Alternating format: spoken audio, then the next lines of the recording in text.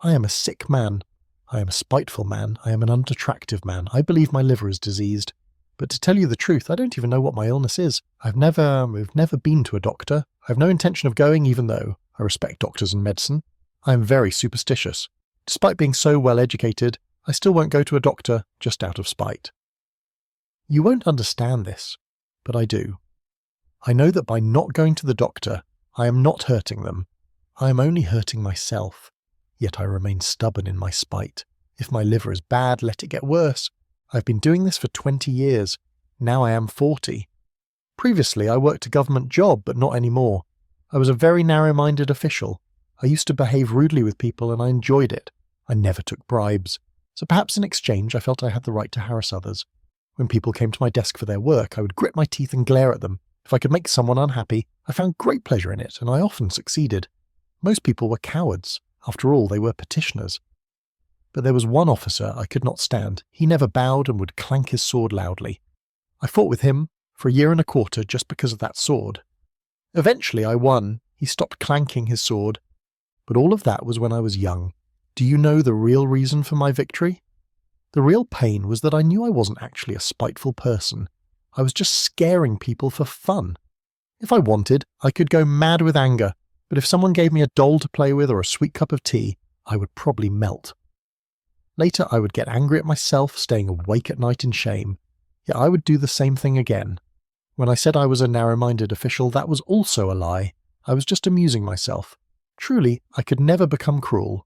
On the contrary, I had many emotions inside me that were always desperate to come out. But I kept suppressing them. They tormented me and embarrassed me and made me sick. Now you might think I'm apologizing, but no, I don't care what you think. I could never become anything, neither good nor bad, neither honest nor dishonest, neither a hero nor an insect. Now I sit in my solitude, convincing myself that an intelligent man cannot become anything. Only fools become something. Yes, a man of the 19th century must be without a solid identity. A man who becomes something is limited. This is my 40 years of experience. 40 years is a lot. In fact, it is old age. To live past 40 is a bad habit. It is immoral. Who lives after 40? Tell me, I'll tell you. Fools and useless people. I can say this to every old man's face, even to those white-haired respectable people. I want to say it to the whole world's face, because I myself will live until 60, 70 or 80. Wait, let me breathe for a moment. You might think, gentlemen, that I am here to make you laugh, but you are wrong. I am not the humorous man you think I am. However, yes, my words might seem meaningless to you, and I know you are frustrated. So if you want to know who I am, listen. I am a collegiate assistant. I was doing the job just so I could get bread, only for that reason. But last year, when a distant relative died and left me 6,000 rubles, I left the job and settled in Samiej corner.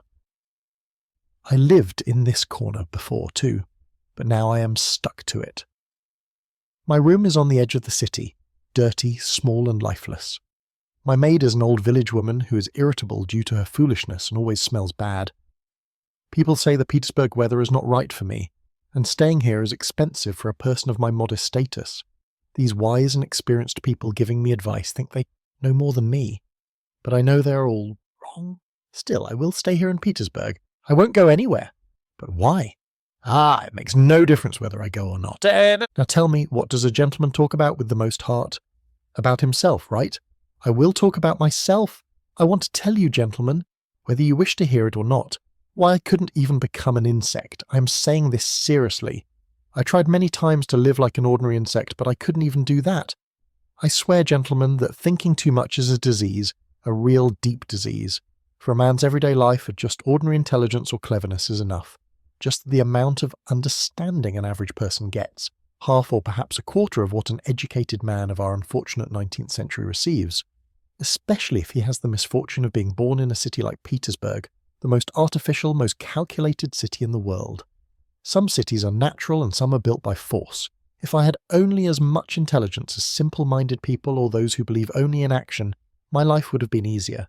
But I know you think I am writing all this just for show, to mock, or to make myself look different from others. Perhaps you think I am showing the same absurd arrogance as that official clanking his sword. But tell me, gentlemen, who is proud of their illness? Who finds pleasure in exaggerating their weakness? Although in the end, everyone does exactly that.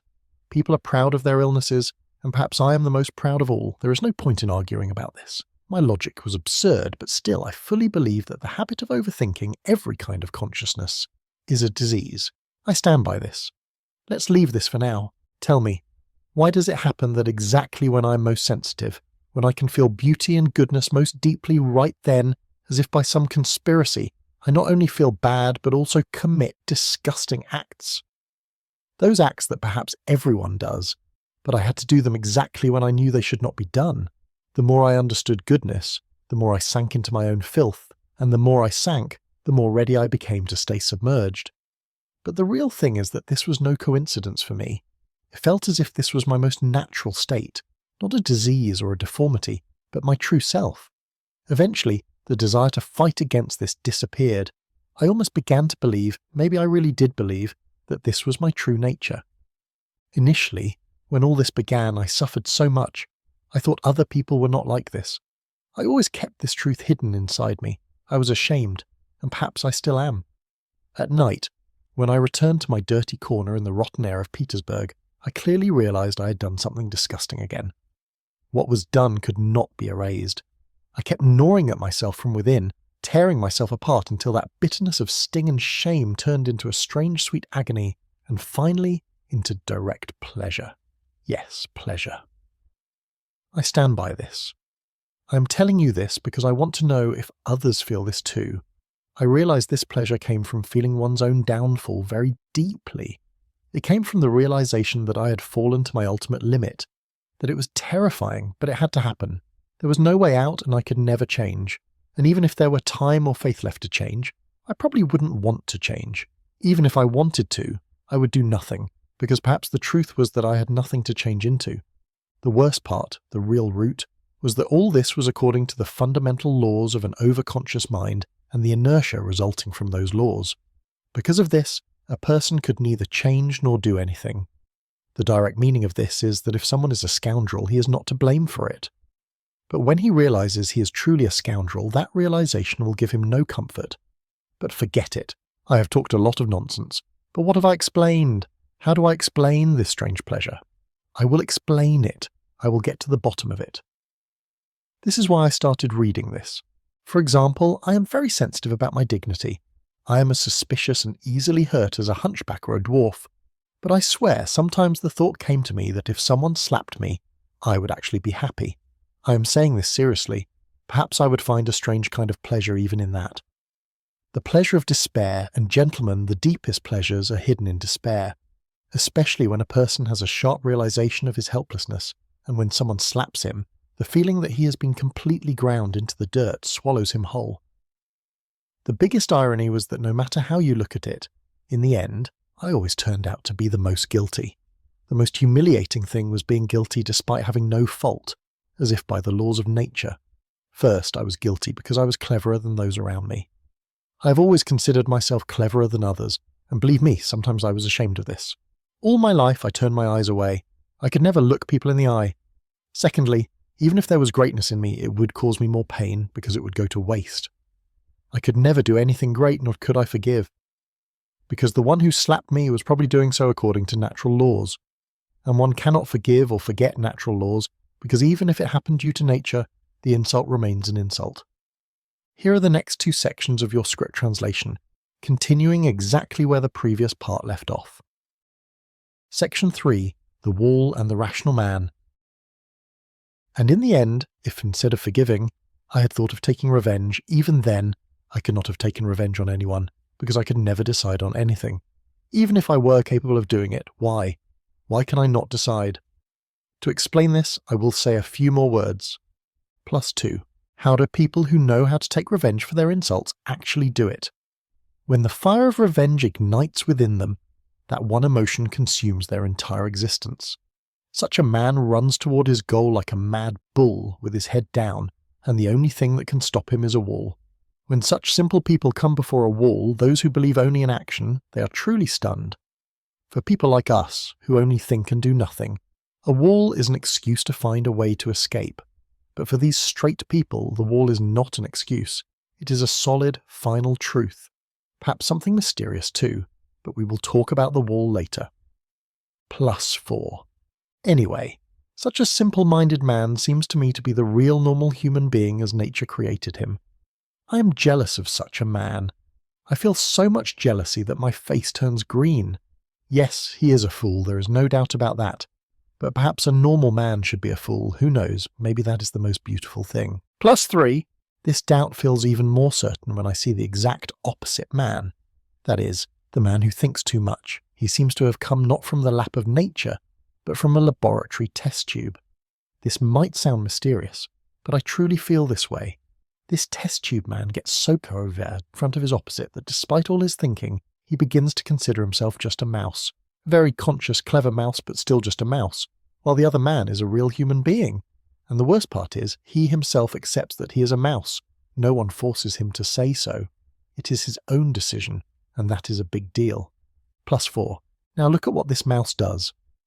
Suppose it also feels the sting of an insult, which happens almost always, and it also wants revenge. It might be filled with even more jealousy and anger than the natural true man. But along with this jealousy, it has a base, dirty desire to strike back at the one who insulted it. The real difference is that the fool considers his revenge to be justice, whereas this mouse, because of its sharp intelligence, does not even trust its own revenge. When it finally tries to take revenge, a new problem arises. 1,000 other things, 1,000 new questions, and 1,000 new doubts emerge related to that one insult. It creates so much confusion and filth around itself that its entire revenge becomes a rotten, stinking swamp. A swamp filled with doubts, emotions, and the laughter of those who mock it, considering it a fool. Simple and active people look at it and roar with laughter, holding their strong bodies. +4. Now, the mouse has only one option left. To wag its tiny dirty tail, shrug its shoulders, and with a fake laugh crawl back into its hole. There, in its dark, suffocating corner, this insulted, crushed, and mocked mouse sinks into a cold, poisonous, and, most importantly, everlasting hatred. For 40 years it will remember its insult, down to every tiny, most shameful detail, and each time it will add new things. To torment itself further, it will use its own imagination to torture and embarrass itself. Yet every time it will remember it all.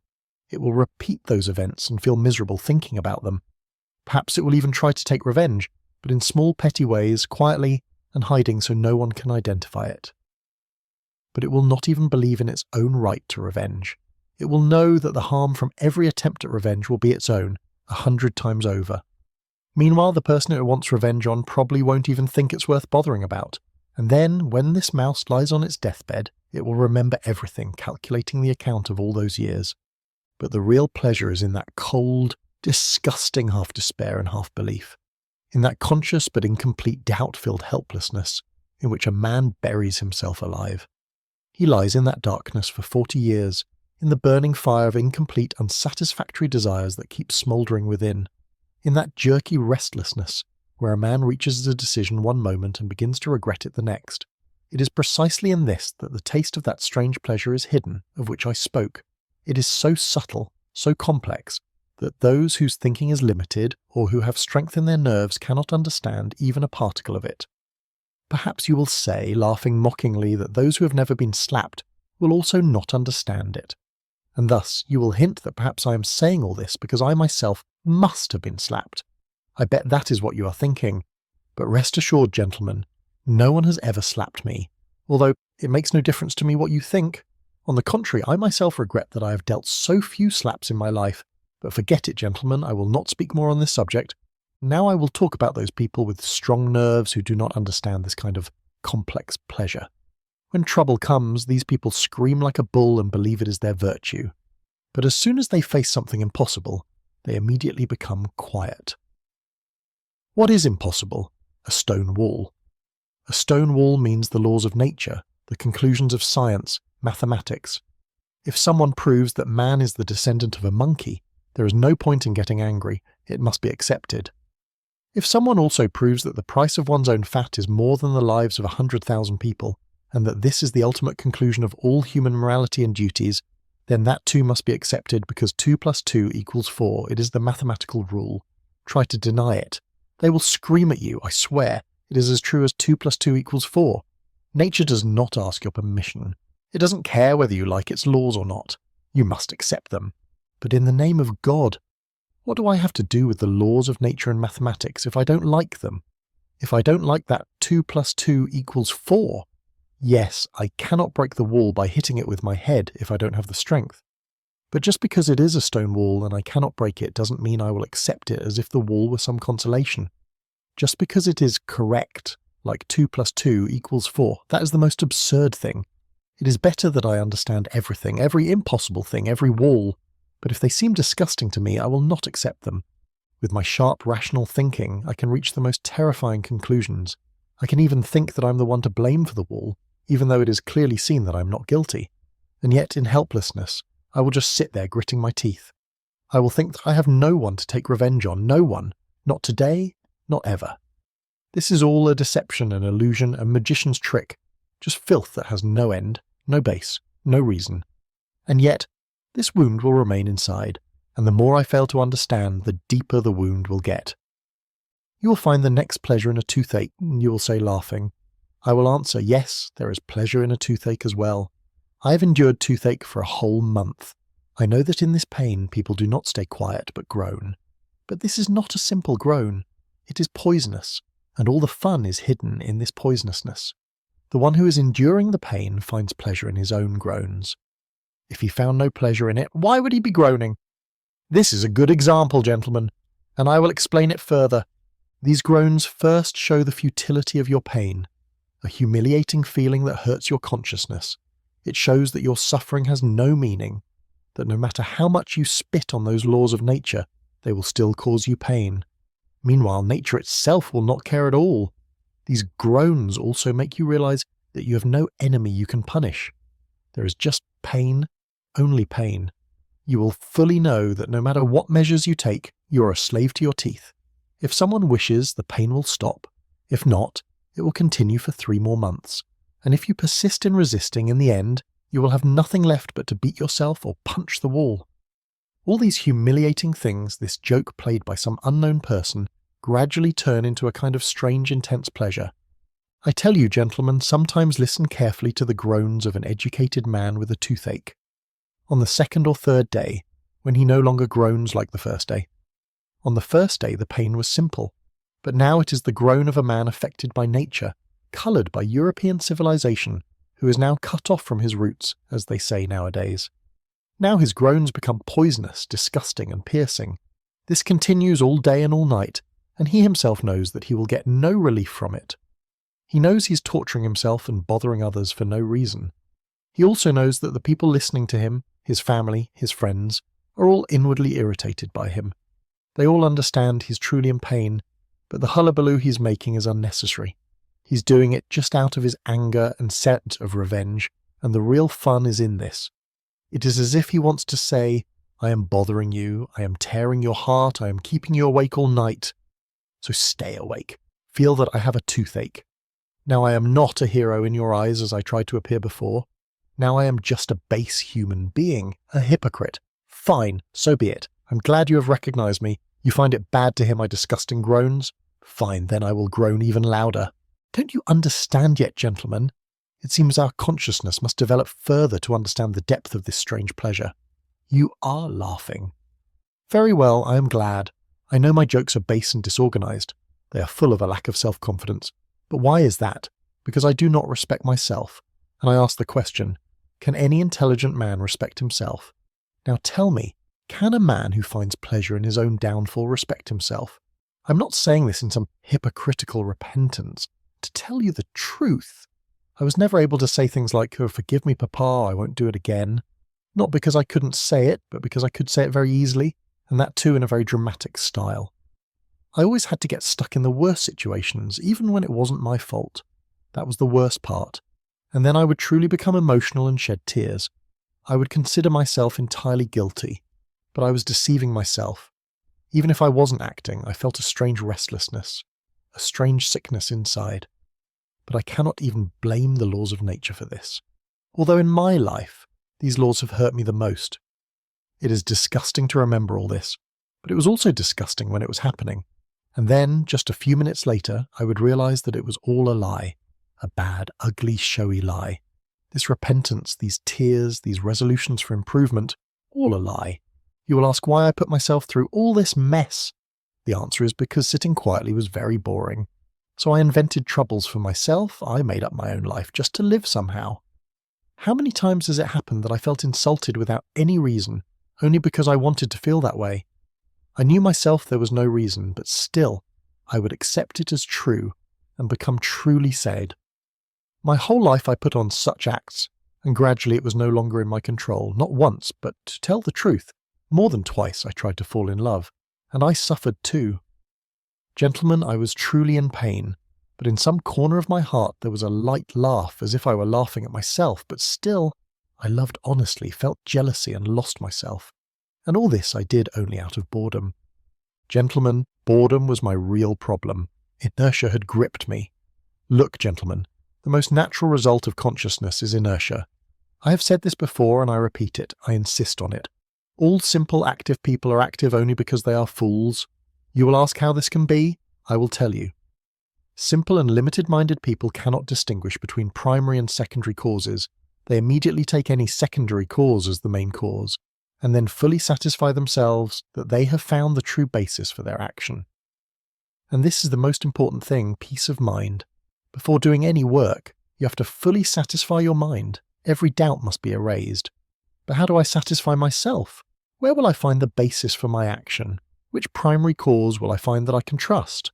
As soon as I start thinking, another cause comes behind every cause, and then another deeper cause behind that, and this sequence goes on to infinity. This is the nature of consciousness, and the result changes nothing.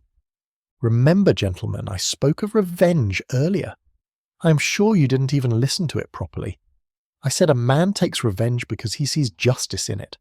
That is, he found a primary cause, justice. Now he is fully satisfied. Now he can take revenge without any question, and can do it considering it a good, honest job.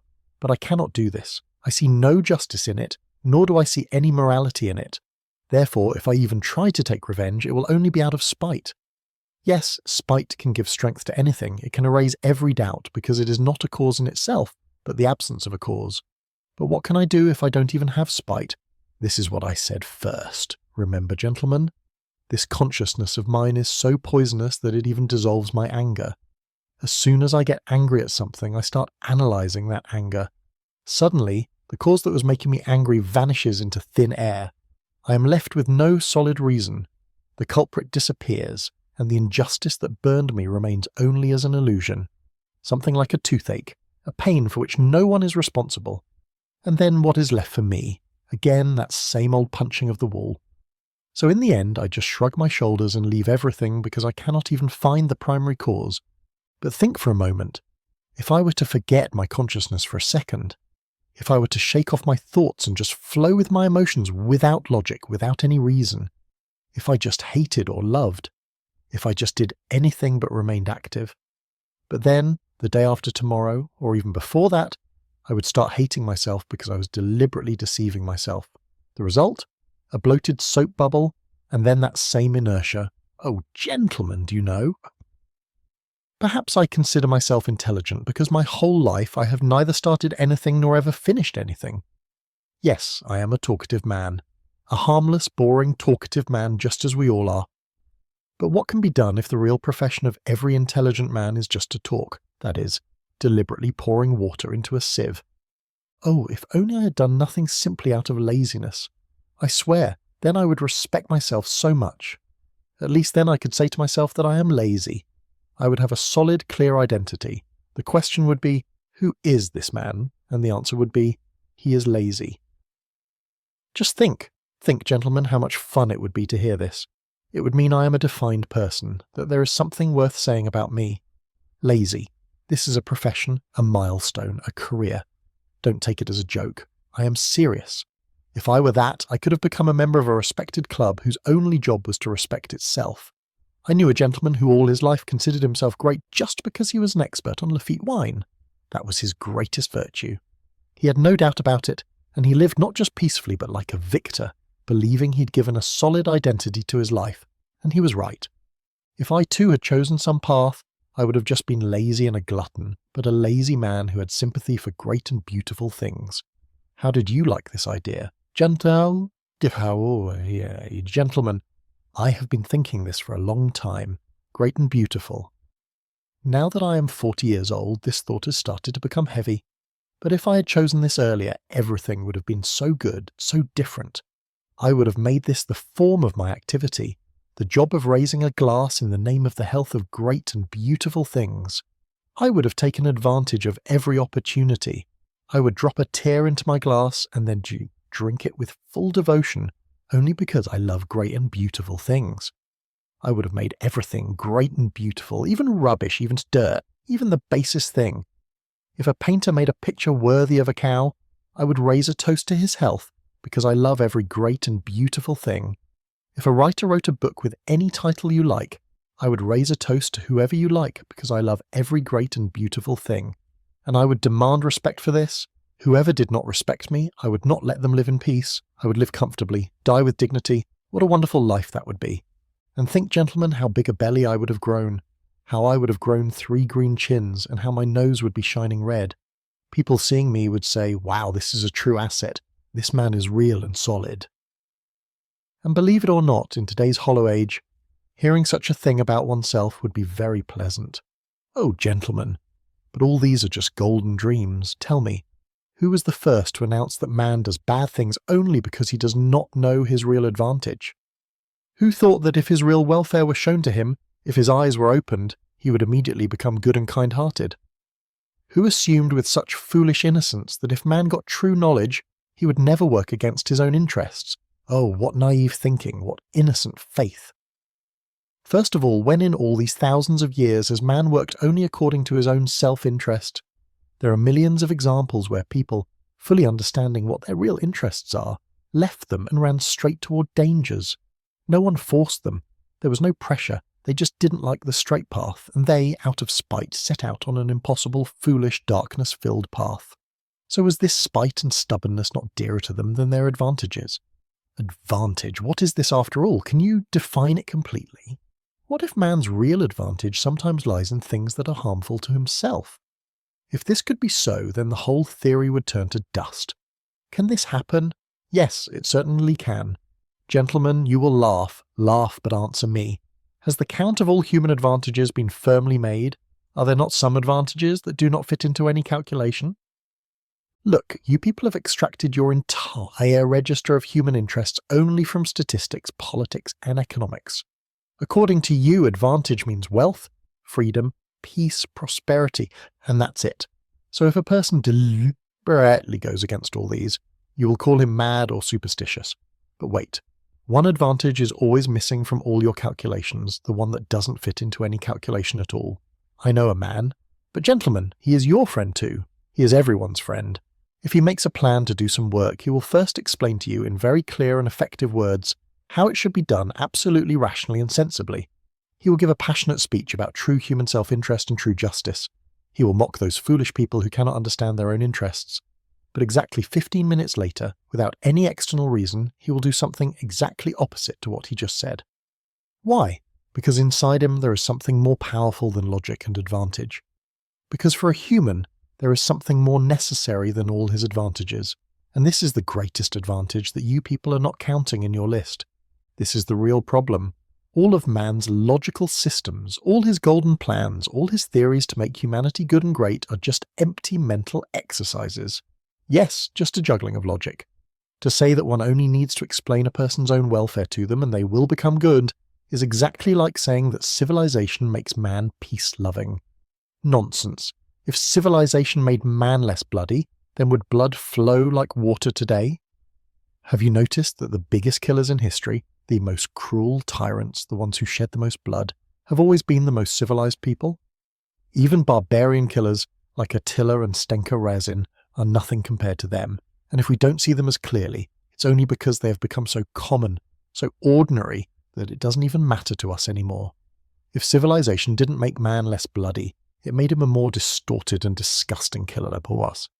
Now you will ask, gentlemen, what is the difference between these? In the old days, man shed blood in the name of justice and believed it to be right with his whole soul. Now he sheds blood, believes it is disgusting, but still does it with more force. Now tell me, is this not even worse than before? And you say that science will change man. You believe that when man leaves his old dirty habits, When intelligence and science re-educate him completely, then he will stop making mistakes. That then man will not do wrong work deliberately. That then science itself will teach man that he had no independent will of his own, that man was just something like a piano key or an organ stop that just played according to natural laws. That then we only have to discover these natural laws, and then man will not have to take any responsibility for his actions. And then every human action will be listed like mathematical tables, like logarithmic tables, or perhaps an encyclopedia will be released in which everything will be written beforehand. Who will do what, when they will do it, why they will do it. And then no event, no adventure, nothing unexpected will remain in this world. Then, as you say, new economic systems will be made. Everything will be prepared beforehand with mathematical precision, so that the answer to every question is already present. Then the Crystal Palace will be built. Yes, then everything will be perfect. But there is one problem. This is my thought. What if all this is horribly boring? When everything is decided beforehand, what will man do? He has nothing to think about, nothing to understand, nothing to live for. But on the other hand, everything will be completely rational. But anything can happen out of boredom. Boredom is the thing that can force a man to stick needles into others' bodies. But the worst thing is, this is my thought, that you people will even be grateful for those needles. Why? Because man is stupid. No, he is not stupid. He is so ungrateful that there is no match for him in the whole of creation. I, for example, would not be surprised at all if one day, without any reason, without any cause, exactly at the time when the world is immersed in prosperity and peace, some man stands up with a crooked laugh, hands on hips, and says, "Listen, brothers, why not kick this whole show and end it? Why not blow all this rationality into the air? Why not send these useless mathematical rules to the devil?" And then he will live just as his heart desires, like a fool without any logic. And the worst thing will be that people will follow that man. Man is like this, gentlemen, and this will happen only for one stupid reason. A reason that will sound stupid even to hear. What is this reason? That in every age, everywhere, man has always preferred this. To do what he wants, not what is in his advantage. And man can always go against his advantage, and sometimes he even should. This is my view. Why? Because independent will, without any limits, absolutely arbitrary, no matter how mad it may be. This is that greatest advantage that we always forget, which cannot be put into any list, and by which every system, every theory breaks into pieces. Now the question is, how do all these sensible people assume that man only needs normal and moral choices? Who decided that man will always choose rational advantage? What does man need? Just one thing, the right to choose with freedom, no matter what price that freedom forces him to pay, no matter where that freedom takes him, and to hell with the choice. Who knows what man will choose? But listen, gentlemen, actually there just is no such thing as choice. You will laugh and interrupt. Science has analysed man so much that now we know that choice and what is called free will are actually nothing. Wait, gentlemen, I myself was going to start from here. To tell the truth, I was even a little scared. I was just going to say that who knows what choice depends on, and perhaps that's a good thing. But then I remembered the education of science and I stopped. And look, you yourself raised this subject.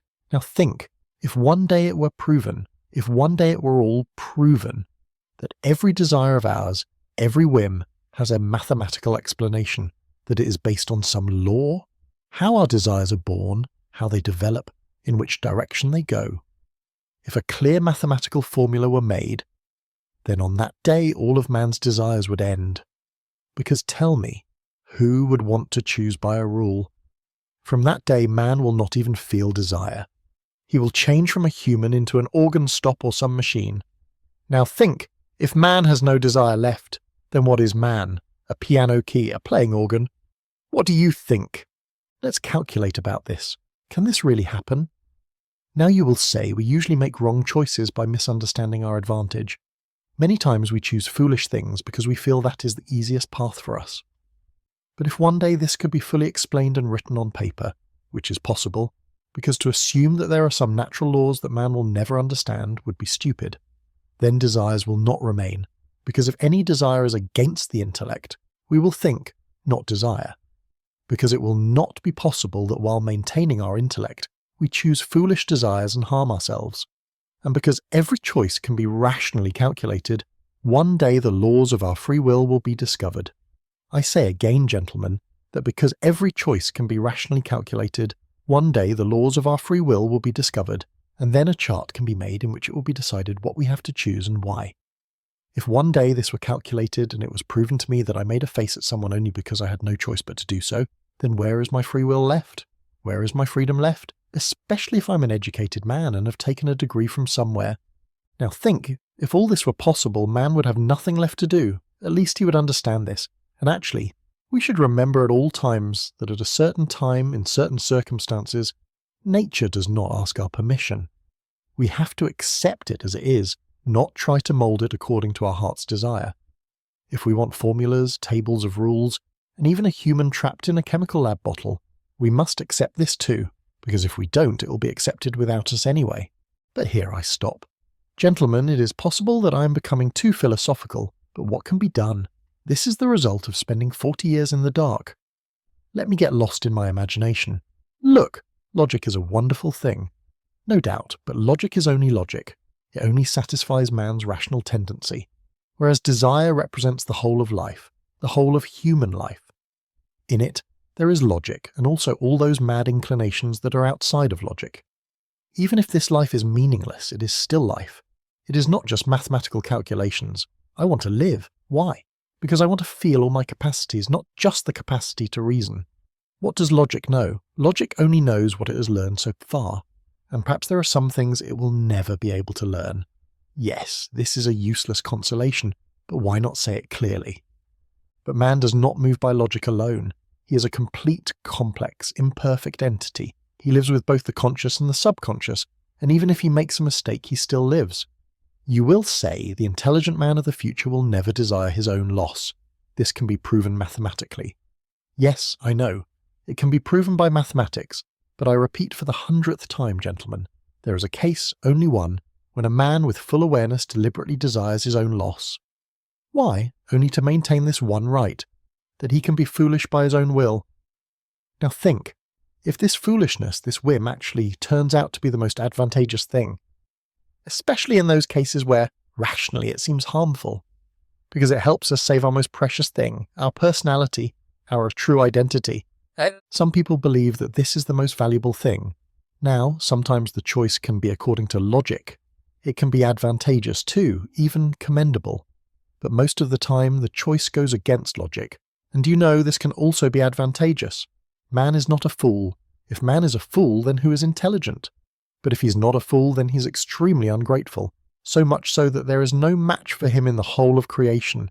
What is the most correct way to define man? An ungrateful two-legged creature. But that is not his biggest problem. You will ask, gentlemen, what then is his biggest problem? His moral crookedness, his permanently distorted moral perspective. This has remained from the beginning of time until today.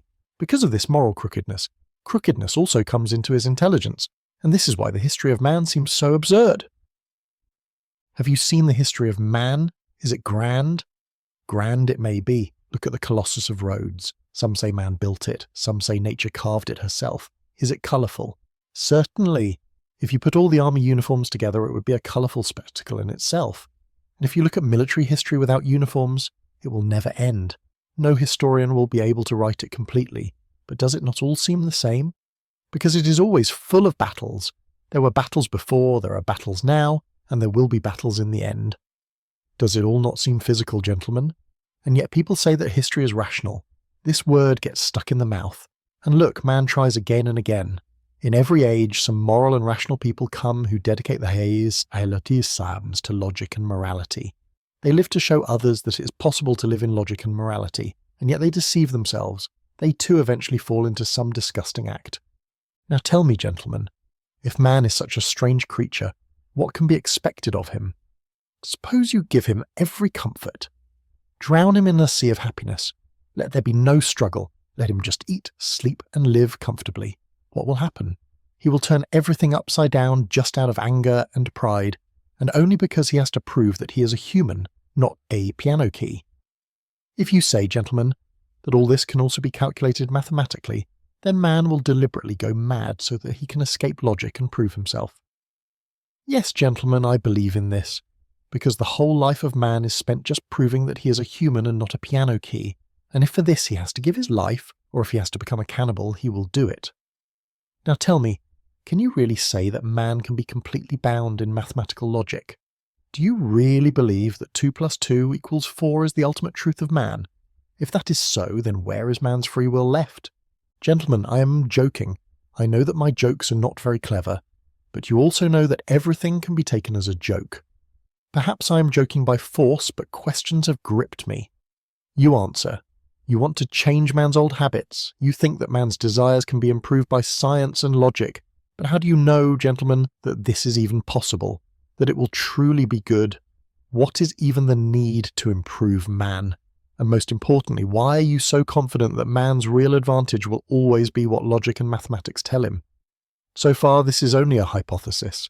Perhaps it is a law of logic, but it's not a law of humanity. Am I mad? Perhaps you're thinking so. But let me defend myself. Gentlemen, man is a creator creature. He has to make something. He always tries to find a new way no matter where it leads. But man also finds equal pleasure in spoiling things. Why? Because perhaps man is afraid that he might actually find his goal. Perhaps he likes his built palace from a distance but not up close. Perhaps he likes building it but doesn't want to live in it. And when it is built, he will leave it so that ants, sheep and other civilized creatures can live in it, because the taste of ants is different. Ants only build anthills. They build it and live in peace. They started in it, and perhaps that will be their final achievement. But man is an unstable creature. Perhaps he only likes the game, not the result. Perhaps man's real goal is always to strive, not to reach any final conclusion. Because the final conclusion will always be a mathematical formula, and 2 plus 2 equals 4 is not life, rather is the beginning of death. Man has always been afraid of a mathematical certainty. Now think, man searches for this his whole life. He crosses the sea. He sacrifices his life. But if he actually finds this certainty, then he will have nothing left to search for. What will he do then, gentlemen? When labourers complete their work, they get wages, they go to the tavern and then reach the police station. At least for a week, they have some occupation. But man, where will he go? Therefore, even when man achieves his goal, he feels uncomfortable. He likes to search, but he's afraid of achieving. Man is a strange creature. Gentlemen, now the most important question. Why is logic always considered correct? Why was it assumed that only advantage is good for man? Does logic never do wrong? Does man only want happiness? Or does he want equal pain? Because it is true, gentlemen, that man sometimes loves pain as much as happiness. Don't look at history, look at yourself. Now I tell you what the real thing is. Gentlemen, just to desire goodness. This seems like a very base thing, whether it is right or wrong. Sometimes breaking something feels very pleasant. I am a supporter of neither pain nor happiness. I only support my whim. Now you will say there will be no place for pain in the Crystal Palace. Yes, I know, because pain means doubt. Pain means rejection. But listen, gentlemen, man will never turn his face away from real pain. It is a misfortune, but man cannot live without it, because man likes his consciousness more than 2 plus 2 equals 4. If everything is certain, then man will have nothing left to understand. What will he do then? He will just close his senses and sink into some meditation. No! If man is left with only mathematical certainty, he will give himself a jolt, even if it is just to kill himself, because that is better than doing nothing. And if he has to whip himself just to kill himself, he will do that too, because it is better than doing nothing. You believe in a crystal palace, a palace that can never be destroyed, where no one can secretly stick out their tongue, where no one can lengthen their nose in a joke. Perhaps this is why I'm afraid of this palace. Because it is made of crystal, because it cannot be broken, because there is no hole in it from which one can peep out. If it were not a palace but just a chicken coop, then perhaps I too would enter it to escape the rain. But that doesn't mean I will consider it a palace just because it saved me from getting wet. Now you will laugh. You will say if the purpose is only to keep oneself dry, then a chicken coop is equal to a palace. Yes, I agree. If the only purpose of living is to escape the rain, but if the purpose of living is more than that, if I decide that if I have to live, I will live in a palace, this is my choice, my desire. If you can change it, then show me another ideal. But until then, I refuse to consider a chicken coop a palace. Now you will say the Crystal Palace is a meaningless dream. It is against the laws of nature. You've invented it in your foolishness. That may be so, but what is that to me? It exists in my desires. As long as my desires exist, this dream will also remain. Now you will laugh. Laugh, gentlemen, I will endure it. But I will not pretend that I am satisfied while remaining hungry. I will not compromise. I will not accept this hypocrisy. If you want me to add a brick to your ideal society, first erase my desires, destroy my dreams, show me a new dream, show me something better. If you cannot do that, then I have nothing to do with your world of show. I will go back to my dark cave. But as long as I am alive, as long as my desires are alive, I would rather die than bring a single brick for your palace. Gentlemen, now you will say, just now you yourself rejected the Crystal Palace simply because one cannot stick out one's tongue in it. No, I have no hobby of sticking out my tongue. Perhaps I am just irritated by the fact that in the world you have created, there is no palace left where a person can breathe freely. I want something else. If things were such that I could become free from my desires, I would cut out my own tongue and throw it away, but that is not possible. And then the question arises, why am I made like this? Was I made just so that in the end I would understand that I myself am a deception? Was that my ultimate purpose? No, I do not believe in this. But listen, gentlemen, I am sure that we underground people should be kept under control. We can sit quietly for 40 years, but when we come out we speak and just keep on speaking. Gentlemen, the simple truth is that it is better to do nothing. Much better. It is better that a person remains in conscious inertia. So then, long live the underground. Yes, I said I was jealous of the normal man, but even so I would never want to take his place. Although I will not stop being jealous. No, in any case, the underground life is more advantageous. But wait, right now I am lying because I myself know that the underground is not better either. Something else is needed. Something completely different. Something for which I am thirsty, but which I am not finding. Damn this underground! And one more thing, if I myself believed in the things I have written, it would perhaps be better. But no, I do not believe entirely in even a single word. Perhaps I do believe, but at the same time I also feel that I am lying. Now you will say, then why did you write all this? You should be put in the dark for 40 years, then we will see what you say. Is it not shameful for a man to be allowed to do nothing for 40 years? You want to live life, but you are trying to solve it with logic. You talk nonsense and then you yourself get scared. You talk impudently, then you try to get people's good opinion. Did you say you are fearless? But then you try to be funny so that we laugh. You know your jokes are not very clever, yet you are satisfied with the quality of your writing. You may have suffered, but you have no respect for your suffering. You are perhaps honest but not humble. You exaggerate every small thing and blame yourself. You want to say something but hide the final word because you don't have the courage to say it. You are proud of consciousness, but are uncertain of yourself. Your mind works, but your heart is dark and corrupt. And the worst part, you make everything dramatic. Lie, lie, lie. I know. All these things I have made up myself. This too is part of the underground. I have been listening to your talk from under the floor for 40 years. I thought of all this myself, and when there was nothing else to do, I learned this. So should I now call this literature? But one question, are you really so naive as to think that I am actually going to publish this? And one more thing, gentlemen, why do I call you gentlemen? Why am I writing as if there were an actual reader? Because such things are not published. They are not given to people to read. And anyway, I don't have enough willpower to put this before everyone, and what is even the need? But still, this idea came to me, and I want to complete it. Every person has some memories, some that he can share with his friends, some that he can say only to himself, and that too quietly, not even to his friends. But there are some things that a man is afraid to say even to himself, and every good man's mind is filled with such things. And the better a man is, the more such things will be accumulated in his mind. And now I have decided to remember old things. Until now I have been avoiding them, but now I want to write them down. I want to conduct an experiment. Can a man be completely honest even with himself? Is he afraid of the truth? Now one more question, gentlemen. Heine said that writing a true autobiography is impossible. Why? Because a man lies about himself. Rousseau wrote lies in his confessions and wrote them deliberately out of vanity. But why am I writing? I am writing only for myself. If I write as if a reader exists, it is only because it is easier to write in this form. But the truth is that I have no readers, and never will have. I do not want to be bound by any limits. I will write without any rules. I will just write whatever I remember. Now you will say, if you don't want more readers, then why are you writing in this way? Why are you giving explanations to yourself? Why are you talking about writing your thoughts without a system?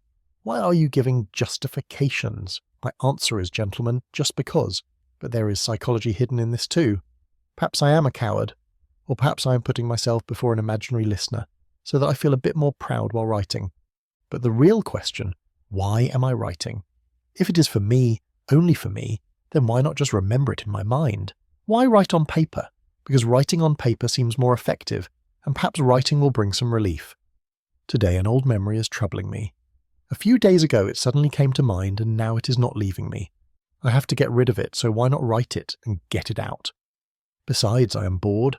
I have nothing to do, writing is at least a job. People say the work makes a man kind and honest, so let me also try.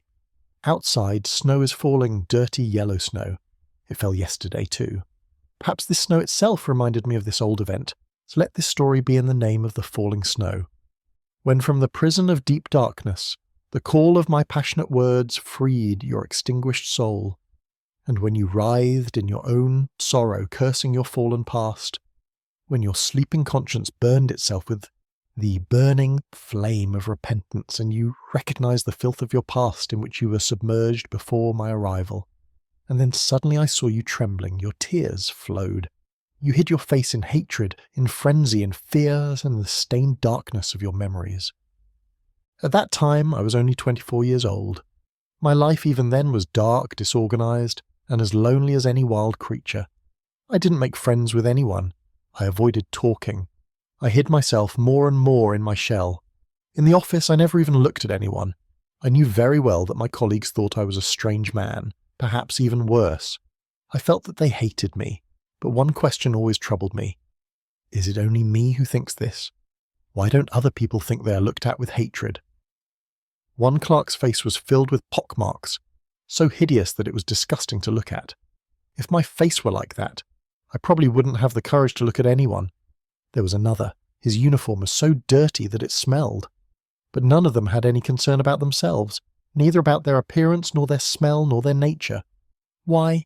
Because if their superiors didn't look at them that way, they didn't care why the rest of the world was looking at them. Now I clearly understand that because of my immense vanity and high expectations of myself, I looked at myself with contempt, and therefore I felt that others also looked at me that way. I hated my own face, so I found it disgusting. I suspected that perhaps some baseness was reflected on my face. Therefore, every day when I went to the office, I tried to force myself to look independent and lofty.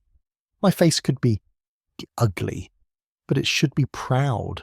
It should be full of emotions, and most importantly, it should look very intelligent. But I knew all this was a lie. I knew my face could never express all this. The worst part was that I felt I looked stupid. If only I could at least look intelligent. If I had to look base in exchange for looking intelligent, I would perhaps have accepted even that. I hated my fellow clerks. I considered them petty. But at the same time, I was also afraid of them. Sometimes it felt to me that they were better than me. This happened suddenly. One moment I considered them inferior, and the next moment they seemed better than me. Why? Because for an educated man it is only possible to be vain when he keeps very high expectations for himself and feels inferior every moment. If I looked into their eyes, I would always lower my eyes first. This troubled me to the core. I was afraid people would consider me an object of mockery, so I wanted normality in everything. I liked getting lost in a crowd because I was afraid of any kind of separate identity. But what should I do? I was overly sensitive, just as every man of this age should be. But to tell the truth, I was a coward and a slave, and I have no embarrassment in this. Why? Because every good man in this age is a coward and a slave. This is his common condition. This is the law of man's nature. If he's brave sometimes, he will surely lose before something else. Only donkeys and mules are brave, and that too until they are put against a wall. One more thing troubled me. I am different from everyone else. I am alone, and they are all together.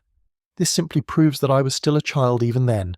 Many times going to the office became unbearable. Several times I even fell ill.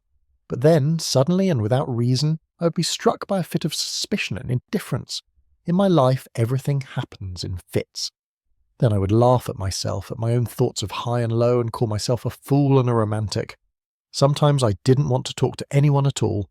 But then suddenly, without reason, I would think of making friends with them. Was I truly like that? Or was it just a show learned from books? Even today, I have not been able to answer this question. +4, once I actually made friends with them. I even went to their houses. We played cards, drank vodka, and talked about promotions. But here I want to take a turn. We Russians have never been stupid, spiritual romantics like the Germans or the French. They are such fools that even if an earthquake happens, even if all of France dies on the barricades, they will remain exactly as they are. They won't even pretend to change. They will keep singing their foolish spiritual poems until their death because they are fools.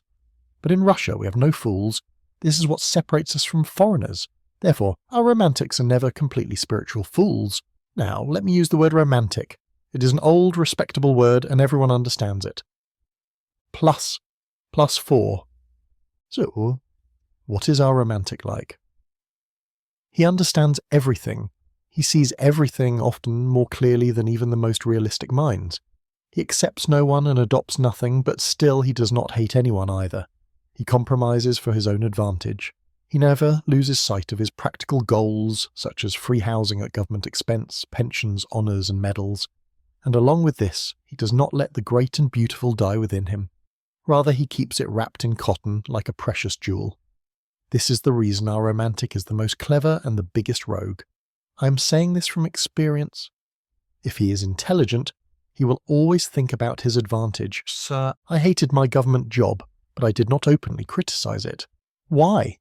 Because I was in it myself and I was getting a salary. So note, gentlemen, I did not openly condemn it. Our romantics would prefer to go mad rather than protest openly, though they rarely actually go mad. If they truly go mad, they are sent to the madhouse called King of Spain, but in Russia only thin, pale people go mad. Look how many romantics reach high positions in life, and the funniest thing is they are skilled at feeling the most contradictory emotions. Thinking this used to give me relief, and I still think it today. This is why we have so many broad-hearted people here who never leave their ideals, even when they are submerged in corruption.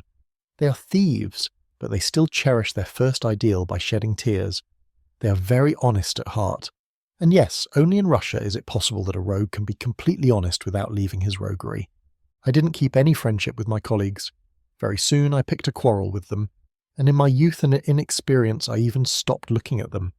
I spent most of my time at home just reading books. Reading helped, excited me, gave me pleasure and also gave me pain, but many times I got so bored with it that in anxiety I felt like doing something, and then I threw myself into disgusting, dark, fallen vices, the smallest, pettiest, filthiest kinds of downfall. My petty desires were so intense and full of jealousy that I remained in a sick, irritable state. One night I was passing by a tavern. I saw some people fighting with billiard cues. Then suddenly they threw a man out of the window. On an ordinary day I would have been disgusted, but that night I felt jealous. I wished I too were thrown out of the window. I too went inside thinking maybe someone would fight me. Maybe they would throw me out of a window too. But nothing happened. No one fought with me. I wasn't even considered worthy of being thrown out of a window. Then an officer came. I was standing near the billiard table, blocking the way. He said nothing, gave no warning. He just grabbed my shoulders, quietly moved me aside, and walked away as if I wasn't even there. If he had hit me, I might have forgiven him, but he didn't even notice me. That was unbearable. I left there quietly, defeated and broken. Don't think I was a coward. I was never a coward at heart, but I was always a coward in actions. Why did I choose to retreat? Because my vanity was infinite. I wasn't afraid of being beaten or being thrown out of a window, but I was afraid that everyone would laugh at me. I was afraid they would mock me. So will this story end here? No. I kept watching that officer on the streets and in crowds for years. My anger grew deeper and my obsession for revenge increased. I found out his name and discovered his address. Then what did I do? I wrote a novel, a scandalous story that exposed his downfall, but the story was never published.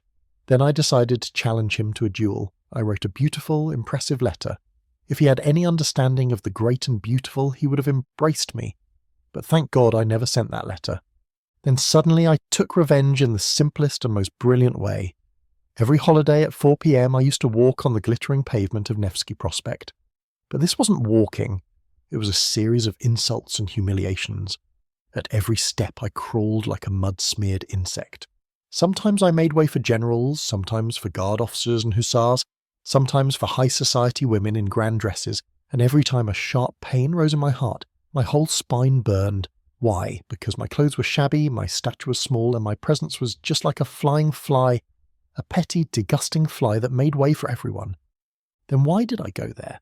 Because I had become addicted to going there. But since meeting that officer, my visits increased. He also came on holidays. He made way for generals, but for people like me, he walked straight. He didn't even look at us. He trampled us out of his path. I decided I wouldn't retreat anymore. Why do I always make way? I asked myself at night. There is no law. Let's walk as equals. And then a brilliant idea flashed in my mind. What if I also don't make way? What if I also walk straight like him? This thought drove me mad.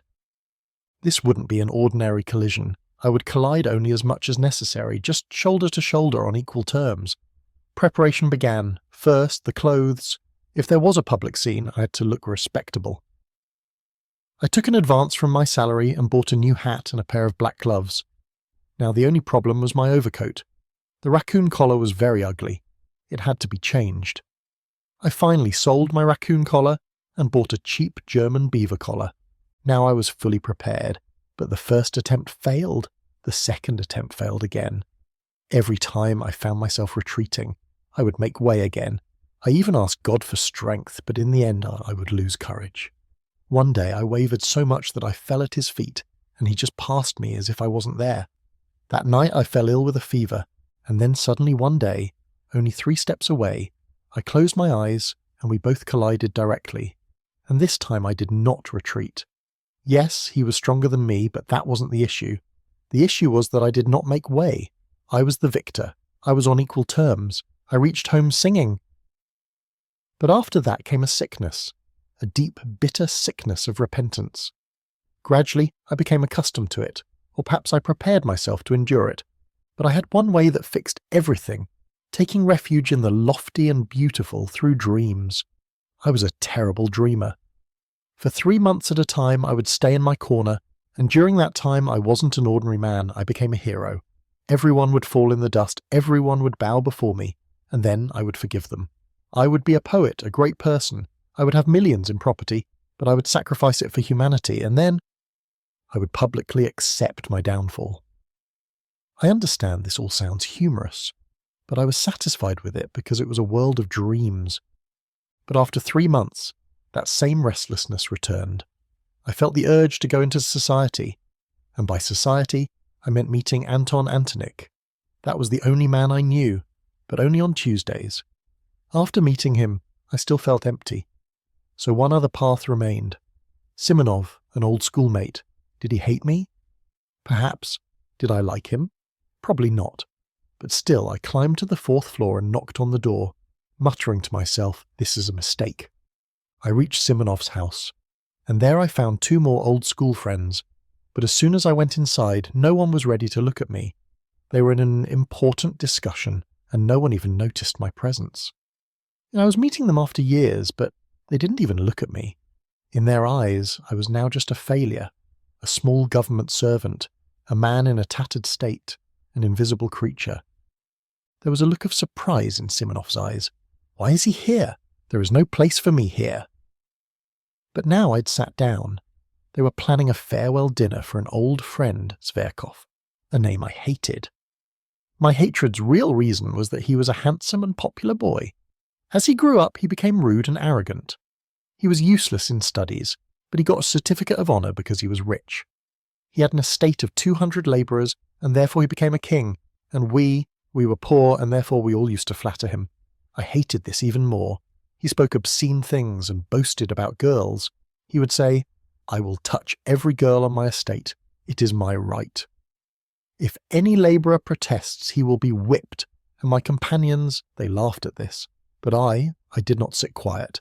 I protested for the first time, and then I defeated him. But his cunning saved him. He kept laughing as if nothing happened. Gradually, I kept losing. His tongue was sharp, and he always humiliated me. I learned to stay silent. School ended. He became an officer. I, a petty servant. Now he didn't even look at me on the street.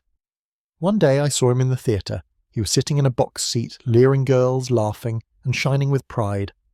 But now they were holding a farewell for him. They were ready to flatter him because he was a successful man, and I just a failure here. "Will you also come?" Simonov asked me. I saw they didn't want to invite me, but I replied, "Yes, I will come." Now it remained to be seen how I would win that night. With Simonov were two other people, Ferfitchkin, a Russianized German, short stature, monkey-like face, an arrogant, sarcastic and petty person. He was Zverkov's sycophant who used to borrow money from him. And the second was Trudolyubov, a simple, quiet man with a cold face. He only worshipped progress. And because he was a distant relative of Zverkov, his importance was more than all of ours. "How much will it cost?" he asked. He said, 7 rubles each from 3 people, total 21. Zverkov won't give." "No, we are inviting him," Simonov said. "Will Zverkov let us pay alone?" Ferfitchkin said. "He will politely refuse, and then he will order 6 champagnes for 4 people. Trudolyubov asked hesitantly, "So we 3 people, Zverkov is the 4th, total 21. 21, Simonov said. I suddenly spoke up. "If you count me, it will be 28. Silence fell. "You also want to come?" Simonov looked surprised. "Why not? I'm also an old school companion." I had been ignored. It was my insult. "But you weren't Zverkov's friend," Trudolyubov said. "So maybe that's why I want to meet him now." "You're a strange man," he said. "Fine," Simonov said. "Tomorrow at 5 p.m. Hôtel de Paris." What about the money was the Suisse, but... "Just leave it," Trudolyubov said. "If he has to come, let him come." They left. Simonov hesitated. My face turned red. I remembered I already owed Simonov 15 rubles. I got stuck. "No matter," Simonov said quickly. "Give it after dinner tomorrow." He became restless. "Am I stopping you?" I asked. Yes, I have to go somewhere." He was lying. "Then why didn't you say so before?" I said jokingly. "So tomorrow exactly at 5 o'clock, he called from the stairs. He wanted to get me out." I was boiling with rage. What was the matter with me? Why did I go for a base man? No, I won't go. I will send a letter to Simonov. But I knew I would definitely go, and the biggest problem, I didn't have money. I only had 9 rubles, out of which I had to give 7 rubles to my servant Apollon. So I won't give them, but I will definitely go. That night I had terrible dreams. School days came back. Filled with cruel contempt, laden with loneliness, my relatives had sent me to school, those relatives who were gone by now, who didn't even care about me. I was a silent boy, already broken by their taunts, filled with suspicion, looking at everyone with suspicion. My classmates were cruel. They welcomed me with mockery. Why? Because I was different from them. I couldn't beg for their mercy. I couldn't bow before them. I hated them. I kept myself separate. They were disgusting and crooked. They mocked my face and the build of my body. They mocked my sentence. But I was better than them. I was superior. I took revenge by getting good marks. I came first in class. They were impressed by my studies. They saw that I had read those books they could never understand. They were inwardly nervous. They looked at me with pettiness, but the mockery stopped. Only hostility remained.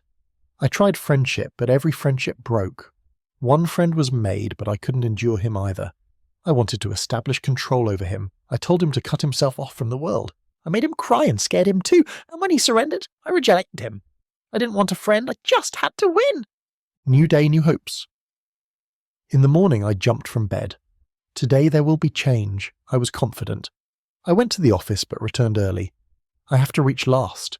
If I reach first, they will think I am excited. I polished my shoes again. I didn't have the courage to tell Apollon. I checked my clothes. Everything looked old and worn out. The worst part, there was a big yellow stain on my pants. This would take away 90% of my dignity.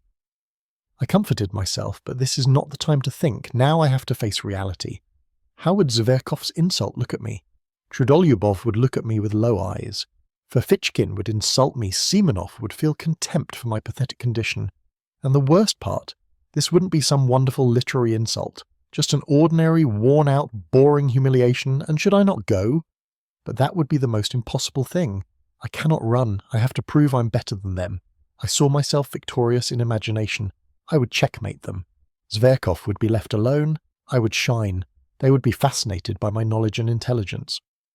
Our reconciliation would happen, we would become friends, our glasses would clink. But did I truly want this? No, I didn't care about all this. I wanted the day to pass quickly. Please let this day end. I opened the window. Snow was falling. Wet, cold, dark snow. Tick, tick, tick. The clock struck 5 o'clock. I picked up my hat. I didn't look toward Apollon. He was expecting his wages. Now I set out in a grand style. I spent my last half-rouble. Hôtel de Paris, I am coming. The carriage moved. The snow kept falling. My heart kept beating. Now what will happen? I was fully certain yesterday that I would reach first, but the point here was not about reaching first. Not only were they not there, but I also had trouble finding my room. The table was also not set properly. What did this mean? After many questions, I found out from the waiters that dinner was ordered for 6 instead of 5. This was confirmed at the buffet as well. Now asking more questions felt shameful to me. It was only 5:25. If they had changed the dinner time, they could have at least told me. After all, Post exists for this very work. This made me feel strange, in my own eyes and before these waiters. I went and sat down. When the servant began to set the table, I felt even more shame. Exactly at 6 o'clock they placed candles in the room, even though lamps were already burning. But it didn't occur to the waiters to place candles when I arrived. In the side room, 2 irritable and silent people were eating at different tables. From another distant room, loud noise was coming, laughter, jokes, loud voices, and in between strange dreams in French. Women were there too, and the atmosphere was very strange. To tell the truth, I felt very bad. I'd rarely seen such bad moments. When they all arrived at exactly 6 o'clock, I felt such relief, as if someone had rescued me from this difficulty. I even forgot that I should have shown anger. Zverkov was at the front. It was clearly visible that he was the leader of the group. They were all laughing. But upon seeing me, Zverkov stopped a little. Bowing his waist slightly, he stepped toward me very gracefully and shook my hand.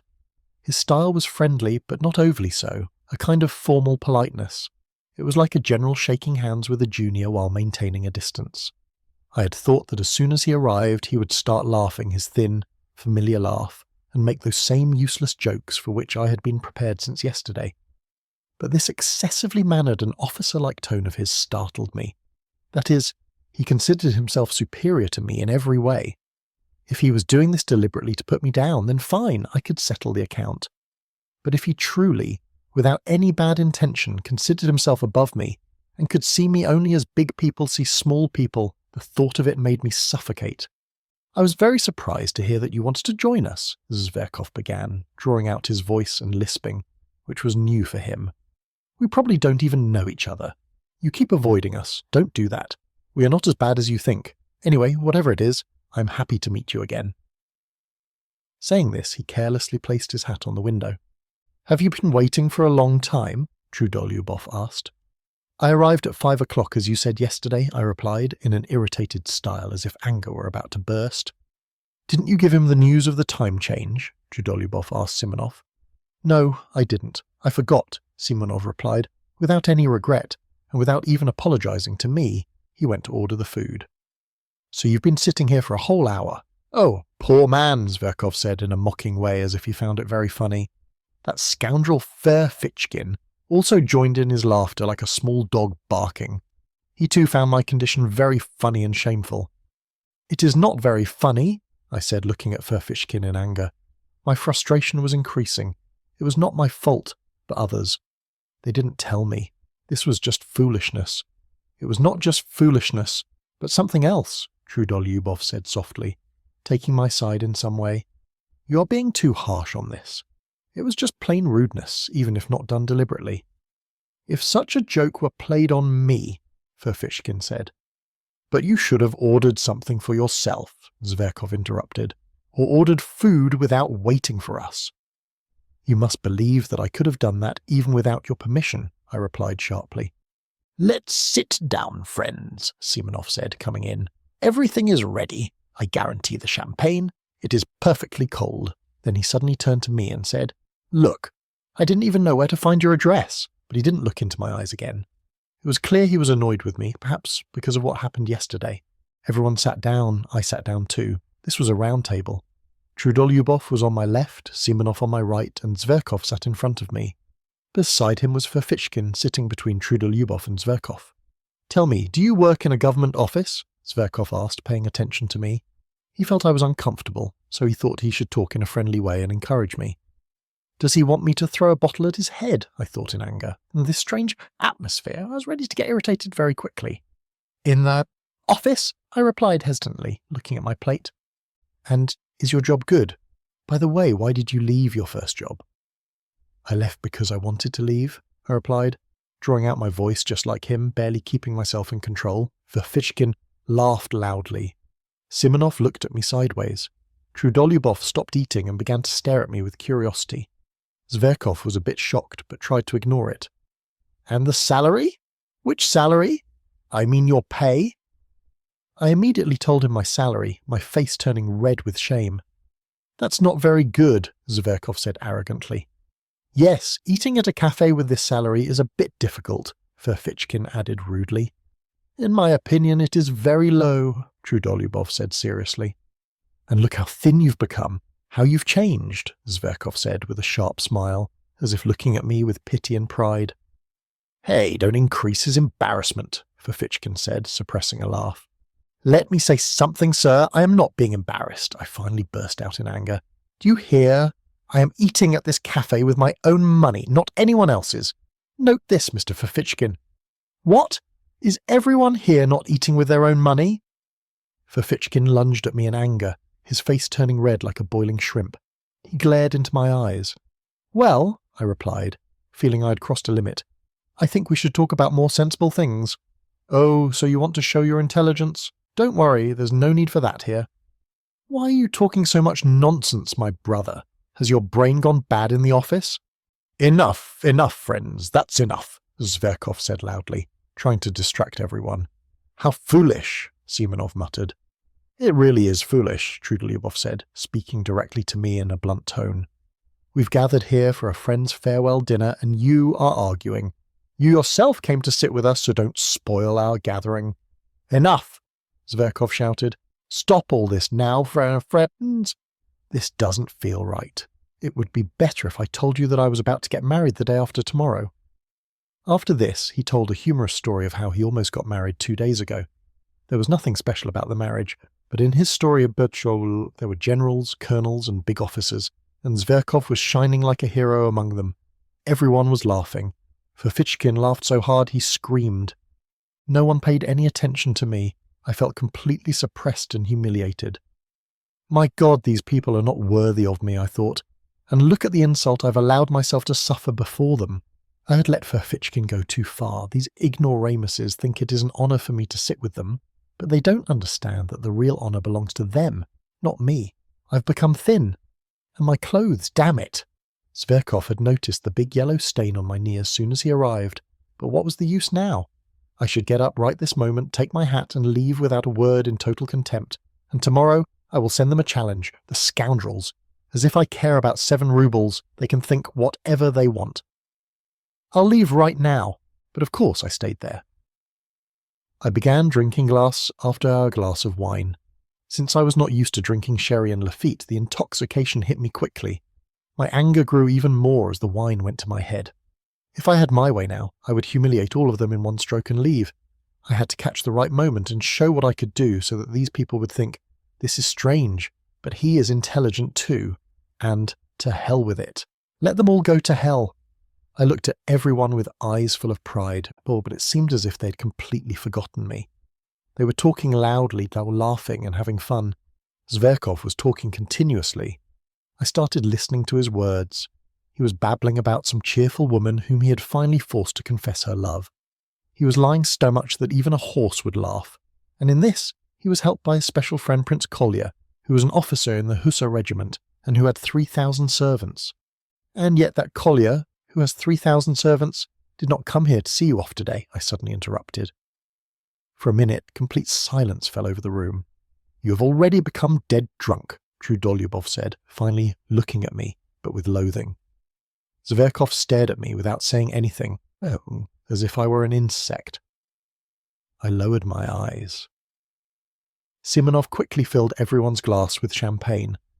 Trudolyubov raised his glass, and everyone else did too, except me. To your health and best wishes for the journey, he shouted to Zverkov. In the name of old days and for our future, hurrah! Everyone emptied their glasses together and began to embrace Zverkov to see him off. I remained sitting there. My full glass lay just as it was. So you are not drinking this? Trudolyubov asked, now losing his patience and looking at me in anger. I want to give a separate speech of my own, then I will drink, I replied. Spiteful scoundrel, Simonov muttered. I straightened my chair and picked up the glass with passion, as if I were about to say something tremendous, though I myself did not know what I was going to say. Be quiet, Ferfitchkin screamed. Now look at what a great thing he will say. Zverkov sat seriously. He knew something strange was about to happen. Mr. Lieutenant Zverkov, I began to speak. Listen. I do not like cliched things, fake things, and people who wear corsets. This is the first thing, and there is a second thing too. Commotion broke out in the room. The second thing is that I do not like people who make vulgar jokes and talk vulgarly, especially people who always talk dirty. The third thing is that I like justice, truth and honesty, I said without stopping, though I was now trembling with fear and could not understand why I was speaking like this. I like contemplation, Mr. Zverkov. I like real friendship, friendship of equals. But anyway, why not? I will now drink to your health, Mr. Zverkov. Go and entice Circassian girls, shoot the enemies of the country, and to your health, Mr. Zverkov. Zverkov rose from his seat, leaned toward me and said, Thank you very much. His face had turned white with anger. It was clear he felt very bad. Damn it! Trudolyubov cried out and struck his fist on the table. He should be punched in the face, Ferfitchkin screamed. He should be thrown out, Simonov muttered. No one say anything, Zverkov said seriously, keeping everyone calm. I am grateful to all of you, but I myself can show him how much his words matter to me. Mr. Ferfitchkin, you will have to answer to me tomorrow for what you just said, I said in a loud voice, looking at him with dignity. Are you talking about a duel? Certainly, he replied. Perhaps my challenge was so foolish that everyone, including Ferfitchkin, burst out laughing. Leave it! He is completely drunk, Trudolyubov said with disgust. I will never forgive myself for letting him join us, Simonov muttered again. Now is the right time to throw a bottle at all their heads, I thought, and angrily picked up a bottle. But then I filled my glass. No, I will sit here until the end, I thought to myself. If I leave, they will be happy. I must not leave at any cost. I will sit here and keep drinking just to show that I don't care about them at all. I will sit, drink, and if I want, I will also sing. Yes, I will sing because I have the right. But I did not sing. I just tried not to look at anyone. I pretended to be careless and waited to see who would talk to me first. But alas, they did not even look at me. Oh, how much I wanted these people to befriend me at this moment. It was 8 o'clock, then 9 o'clock. They got up from the table and went to the sofa. Zverkov stretched out comfortably on a lounge chair and put one of his legs on the round table, and wine was brought there. He himself ordered 3 bottles. Obviously, I was not invited to join them. They all sat around him on the sofa and were listening carefully, as if they respected him very much. It was clear they were very impressed by him. Why? Why after all? Sometimes in their intoxication, they would embrace each other with a passion. They were talking about the Caucasus, about true love, about comfortable postings in government jobs, about the fat salary of some hussar regiment, which none of them even knew, and about the beauty and grace of a Princess D, whom none of them had ever seen. Then the talk came to how Shakespeare is immortal. I began walking across the room with a look of contempt, from the table to the stove and back again right in front of the sofa. I tried my best to show them that I didn't need them, but at the same time I was deliberately thumping my boot heels on the floor to make noise. But it was all useless, no one paid any attention. I continued walking in that same spot from 8 p.m. to 11 p.m. I'm walking by my own will and no one can stop me. The waiter coming in and out would sometimes stop and look at me. Due to walking so many times, my head was spinning slightly. For a moment, it felt to me as if I were babbling in a fever. In these 3 hours, I was soaked in sweat 3 times and then I dried up. Sometimes a sharp pain rose in my heart when I thought that 10, 20, or 40 years later, I would remember these filthiest, most shameful, and most foolish moments of my life with hatred and humiliation. No human could have debased themselves more than I had, and I was fully understanding all of this, Olens. Yet, I kept pacing from the table to the stove. Oh, If only these people knew how deeply I think, how full of understanding I am, I thought, looking toward the sofa where my enemies sat. But they paid no attention to me, as if I were not there. Only once, yes, only once, when Zverkov was talking about Shakespeare, I gave a look of contemptuous laughter. My laugh was so fake and bad that they all suddenly became quiet and looked at me seriously for 2 minutes without saying anything. I still kept pacing from the table to the stove, as if I didn't care about them. But then nothing happened. No one said anything, and after 2 minutes they began ignoring me again. It was 11 o'clock. "Friends," Zverkov said, rising from the sofa, "now we should go there." "Absolutely," all the others agreed. I suddenly turned towards Zverkov. I was so tired and so troubled that at that moment I was ready even to cut my throat so that all this could end. I felt as if I had a fever. My hair was matted with sweat and sticking to my forehead and temples. "Zverkov, I apologize to you," I suddenly said in a clear and strong voice. "To you too, Ferfitchkin, and to everyone. To everyone. I insulted you all." "Aha! A duel is not your cup of tea, friend," Ferfitchkin whispered in a poisonous voice. Hearing his words, my heart felt as if it were being torn. "Oh, Ferfitchkin, I am not afraid of a duel. I am ready to fight you tomorrow, and I insist on this. You cannot refuse this. I want to show you that I am not afraid of a duel. You fire first, and I will fire into the air." "He is trying to console himself," Simonov said. "He has gone mad," Trudolyubov said. "But move. Let us come." "Why are you blocking the way? What do you want?" Zverkov asked with a loathing. They were all drenched in drink. Their faces had turned red and their eyes were shining. They had drunk a lot. "Zverkov, I want your friendship. I insulted you, but I insulted you." "You insulted me," Zverkov flared up. "Understand this, sir. You cannot, in any condition or in any form, insult me. And that is enough for you." "Now get out of the way," Trudolyubov pronounced the final decision. "Olympia's mine, friends," Zverkov shouted. "We will not raise any question on your right," the other said, laughing. I stood there as if someone had spat on me. They all left the room making a noise. Trudolyubov began singing some nonsensical song. Simonov stayed a bit longer to give a tip to the waiters. I suddenly went to him. "Simonov, give me 6 rubles, I said, gathering all my courage. He kept looking at me in total surprise. His eyes were completely empty. He was also drunk. "Are you actually coming with us?" "Yes, I don't have money," he said with a harsh tone, and left the room with a loathsome laugh. I suddenly grabbed his overcoat. This was like a nightmare. "Simonov, I saw money with you. Why are you refusing to give it to me? Am I some scoundrel? Think about it. Do not turn your face away from me. If you knew why I am asking, and my entire future, all my plans depend on this." Simonov angrily took out the money and almost threw it at my face. "Take it, if you have no shame at all." He said it cruelly and ran to join the others. I was left alone for a few moments. In the room was scattered mess, half-eaten food, a broken wine glass on the floor, spilled wine, cigarette butts, the smell of wine, the intoxication spinning in my head, and a deep pain in my heart. And then that waiter, who had seen and heard everything, was now staring at me with strange eyes. "I am going there," I shouted loudly. "Either they will all fall at my knees and beg for my friendship, or I will slap Zverkov across the face." "So this is the encounter with real life," I muttered, while running down the stairs. "This is completely different from the Pope leaving Rome for Brazil, or the dance at Lake Como. If you laugh at this now, then you're a base person." Thoughts suddenly came to my mind. "It doesn't matter," I answered myself. "Now everything is already ruined." They were nowhere to be seen, but it didn't matter. I knew where they must have gone. A lone night carriage driver was standing near the stairs. He was wearing a thick peasant coat which was now covered with falling, wet and slightly warm snow. The air was heavy and filled with steam.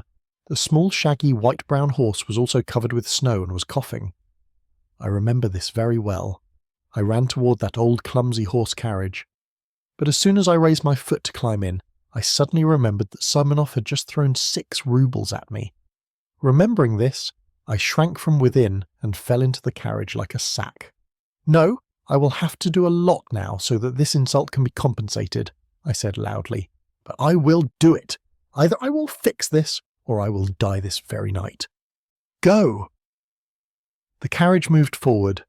It was like a storm was going on in my head. They were not going to beg for my friendship. That was just a false imagination, useless, base, dramatic and foolish thinking. Therefore it is necessary that I slap Zverkov across the face. This is my duty, this has been decided. I am flying to go slap him. Hurry up! The carriage driver pulled the reins. As soon as I go inside, I will slap him. Should I say something before slapping him? I thought, no, I will just go and slap him directly. They will all be sitting in the parlour and Zverkov will be on the sofa with Olympia. That base Olympia. She once laughed at my face and rejected me. I will pull her hair. I will wring Zverkov's ear. No, just one ear won't be right. I will drag him by that same ear across the whole room. It is possible they will all pounce on me and throw me out with kicks and punches. Yes, that is what will happen. Exactly that, it doesn't matter. But the slap will be mine first, and according to the laws of honour, only that is necessary. Once the slap is dealt, Zverkov will never be able to erase his humiliation. Now he will be forced to duel. No matter if they beat me or kick me, it doesn't matter. Trudolyubov will hit me the most because he is the strongest. Ferfitchkin will surely grab me by the arm and pull my hair. But no matter, no matter. I am going for this very thing. These fools will finally understand how big of a matter all this is. When they push me out, then I will shout loudly that actually all these people are not even equal to my little finger. Driver, go fast, I shouted loudly. The driver jumped in fear and I applied the whip. I had roared so badly that even he was startled. We will fight as soon as it is morning. This has been decided. To hell with the office job. Ferfitchkin just mocked it. But where do I get a pistol? No matter. I will take my salary in advance and buy one. And gunpowder, bullets, all this is the work of a second. But how will all this happen by morning, and where do I get a second witness? I have no friends. But it makes no difference, I shouted, further provoking myself. The first man I meet on the street will be my second. Just as a person becomes forced to save someone drowning in water. Strange things can happen in this world. If I ask the desk director to be my second, he too will agree. Only for the sake of bravery and saving honour, and most importantly, he will also keep it a secret. Everyone sat down, I sat down too. This was a round table. Trudolyubov was on my left, Simonov on my right, and Zverkov sat in front of me. Beside him was Ferfitchkin, sitting between Trudolyubov and Zverkov. Tell me, do you work in a government office? Zverkov asked, paying attention to me. He felt I was uncomfortable, so he thought he should talk in a friendly way and encourage me. Does he want me to throw a bottle at his head? I thought in anger. In this strange atmosphere, I was ready to get irritated very quickly. In the office? I replied hesitantly, looking at my plate. And is your job good? By the way, why did you leave your first job? I left because I wanted to leave, I replied, drawing out my voice just like him, barely keeping myself in control. Ferfitchkin laughed loudly. Simonov looked at me sideways. Trudolyubov stopped eating and began to stare at me with curiosity. Zverkov was a bit shocked, but tried to ignore it. And the salary? Which salary? I mean your pay? I immediately told him my salary, my face turning red with shame. That's not very good, Zverkov said arrogantly. Yes, eating at a cafe with this salary is a bit difficult, Ferfitchkin added rudely. In my opinion, it is very low, Trudolyubov said seriously. And look how thin you've become, how you've changed, Zverkov said with a sharp smile, as if looking at me with pity and pride. Hey, don't increase his embarrassment, Ferfitchkin said, suppressing a laugh. Let me say something, sir. I am not being embarrassed, I finally burst out in anger. Do you hear? I am eating at this cafe with my own money, not anyone else's. Note this, Mr. Ferfitchkin. What? Is everyone here not eating with their own money?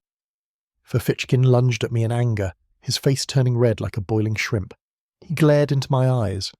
Well, I replied, feeling I had crossed a limit, I think we should talk about more sensible things. Oh, so you want to show your intelligence? Don't worry, there's no need for that here. Why are you talking so much nonsense, my brother? Has your brain gone bad in the office? Enough, friends, that's enough, Zverkov said loudly, trying to distract everyone. How foolish, Simonov muttered. It really is foolish, Trudolyubov said, speaking directly to me in a blunt tone. We've gathered here for a friend's farewell dinner, and you are arguing. You yourself came to sit with us, so don't spoil our gathering. Enough! Zverkov shouted. "Stop all this now, friends! This doesn't feel right. It would be better if I told you that I was about to get married the day after tomorrow." After this, he told a humorous story of how he almost got married 2 days ago. There was nothing special about the marriage, but in his story of Berchol, there were generals, colonels, and big officers, and Zverkov was shining like a hero among them. Everyone was laughing. Ferfitchkin laughed so hard he screamed. No one paid any attention to me. I felt completely suppressed and humiliated. My God, these people are not worthy of me, I thought. And look at the insult I've allowed myself to suffer before them. I had let Ferfitchkin go too far. These ignoramuses think it is an honour for me to sit with them, but they don't understand that the real honour belongs to them, not me. I've become thin. And my clothes, damn it! Zverkov had noticed the big yellow stain on my knee as soon as he arrived, but what was the use now? I should get up right this moment, take my hat, and leave without a word in total contempt, and tomorrow I will send them a challenge, the scoundrels. As if I care about 7 rubles, they can think whatever they want.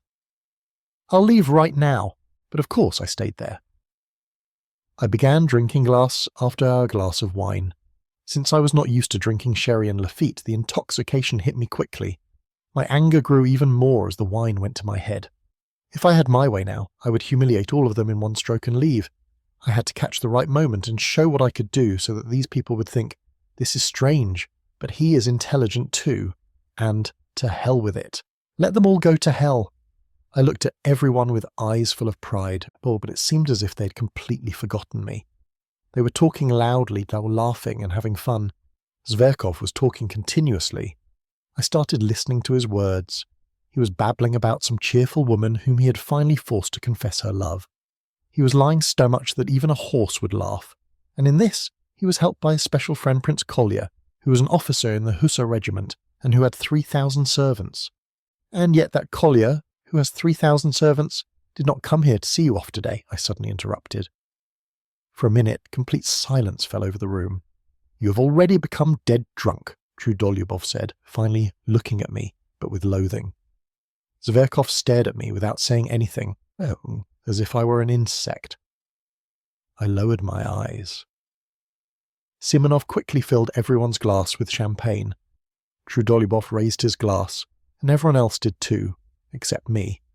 To your health and best wishes for the journey, he shouted to Zverkov. In the name of old days and for our future, hurrah! Everyone emptied their glasses together and began to embrace Zverkov to see him off. I remained sitting there. My full glass lay just as it was. So you are not drinking this? Trudolyubov asked, now losing his patience and looking at me in anger. I want to give a separate speech of my own, then I will drink, I replied. Spiteful scoundrel, Simonov muttered. I straightened my chair and picked up the glass with passion, as if I were about to say something tremendous, though I myself did not know what I was going to say. Be quiet, Ferfitchkin screamed. Now look at what a great thing he will say. Zverkov sat seriously. He knew something strange was about to happen. Mr. Lieutenant Zverkov, I began to speak. Listen. I do not like cliched things, fake things, and people who wear corsets. This is the first thing, and there is a second thing too. Commotion broke out in the room. The second thing is that I do not like people who make vulgar jokes and talk vulgarly, especially people who always talk dirty. The third thing is that I like justice, truth and honesty, I said without stopping, though I was now trembling with fear and could not understand why I was speaking like this.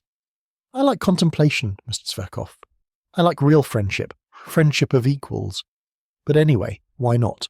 I will now drink to your health, Mr. Zverkov. Go and entice Circassian girls, shoot the enemies of the country, and to your health, Mr. Zverkov. Zverkov rose from his seat, leaned toward me and said, Thank you very much. His face had turned white with anger. It was clear he felt very bad. Damn it! Trudolyubov cried out and struck his fist on the table. He should be punched in the face, Ferfitchkin screamed. He should be thrown out, Simonov muttered. No one say anything, Zverkov said seriously, keeping everyone calm. I am grateful to all of you, but I myself can show him how much his words matter to me. Mr. Ferfitchkin, you will have to answer to me tomorrow for what you just said, I said in a loud voice, looking at him with dignity. Are you talking about a duel? Certainly, he replied. Perhaps my challenge was so foolish that everyone, including Ferfitchkin, burst out laughing. "Leave it! He's completely drunk," Trudolyubov said with disgust. "I will never forgive myself for letting him join us," Simonov muttered again. Now is the right time to throw a bottle at all their heads, I thought, and angrily picked up a bottle. But then I filled my glass. No, I will sit here until the end, I thought to myself. If I leave, they will be happy. I must not leave at any cost. I will sit here and keep drinking just to show that I don't care about them at all. I will sit, drink, and if I want, I will also sing. Yes, I will sing because I have the right. But I did not sing. I just tried not to look at anyone. I pretended to be careless and waited to see who would talk to me first. But alas, they did not even look at me. Oh, how much I wanted these people to befriend me at this moment. It was 8 o'clock, then 9 o'clock. They got up from the table and went to the sofa. Zverkov stretched out comfortably on a lounge chair and put one of his legs on the round table, and wine was brought there. He himself ordered 3 bottles. Obviously, I was not invited to join them. They all sat around him on the sofa and were listening carefully, as if they respected him very much. It was clear they were very impressed by him. Why? Why after all? Sometimes in their intoxication, they would embrace each other with a passion. They were talking about the Caucasus, about true love, about comfortable postings in government jobs, about the fat salary of some hussar regiment, which none of them even knew, and about the beauty and grace of a Princess D, whom none of them had ever seen. Then the talk came to how Shakespeare is immortal. I began walking across the room with a look of contempt, from the table to the stove and back again right in front of the sofa. I tried my best to show them that I didn't need them, but at the same time I was deliberately thumping my boot heels on the floor to make noise. But it was all useless, no one paid any attention. I continued walking in that same spot from 8 p.m. to 11 p.m. I'm walking by my own will and no one can stop me. The waiter coming in and out would sometimes stop and look at me. Due to walking so many times, my head was spinning slightly. For a moment, it felt to me as if I were babbling in a fever. In these 3 hours, I was soaked in sweat 3 times and then I dried up. Sometimes a sharp pain rose in my heart when I thought that 10, 20 or 40 years later, I would remember these filthiest, most shameful and most foolish moments of my life with hatred and humiliation. No human could have debased themselves more than I had, and I was fully understanding all of this, Olens. Yet I kept pacing from the table to the stove. Oh, if only these people knew how deeply I think, how full of understanding I am, I thought, looking toward the sofa where my enemies sat. But they paid no attention to me, as if I were not there. Only once, yes, only once, when Zverkov was talking about Shakespeare, I gave a look of contemptuous laughter. My laugh was so fake and bad that they all suddenly became quiet and looked at me seriously for 2 minutes without saying anything. I still kept pacing from the table to the stove, as if I didn't care about them. But then nothing happened. No one said anything, and after 2 minutes they began ignoring me again. It was 11 o'clock. "Friends," Zverkov said, rising from the sofa, "now we should go there." "Absolutely," all the others agreed. I suddenly turned towards Zverkov.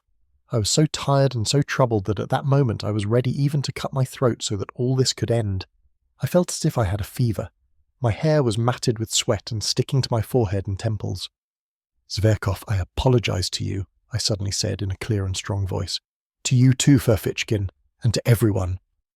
To everyone. I insulted you all." "Aha! A duel is not your cup of tea, friend," Ferfitchkin whispered in a poisonous voice.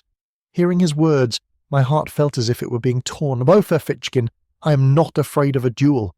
I am ready to fight you tomorrow, and I insist on this. You cannot refuse this.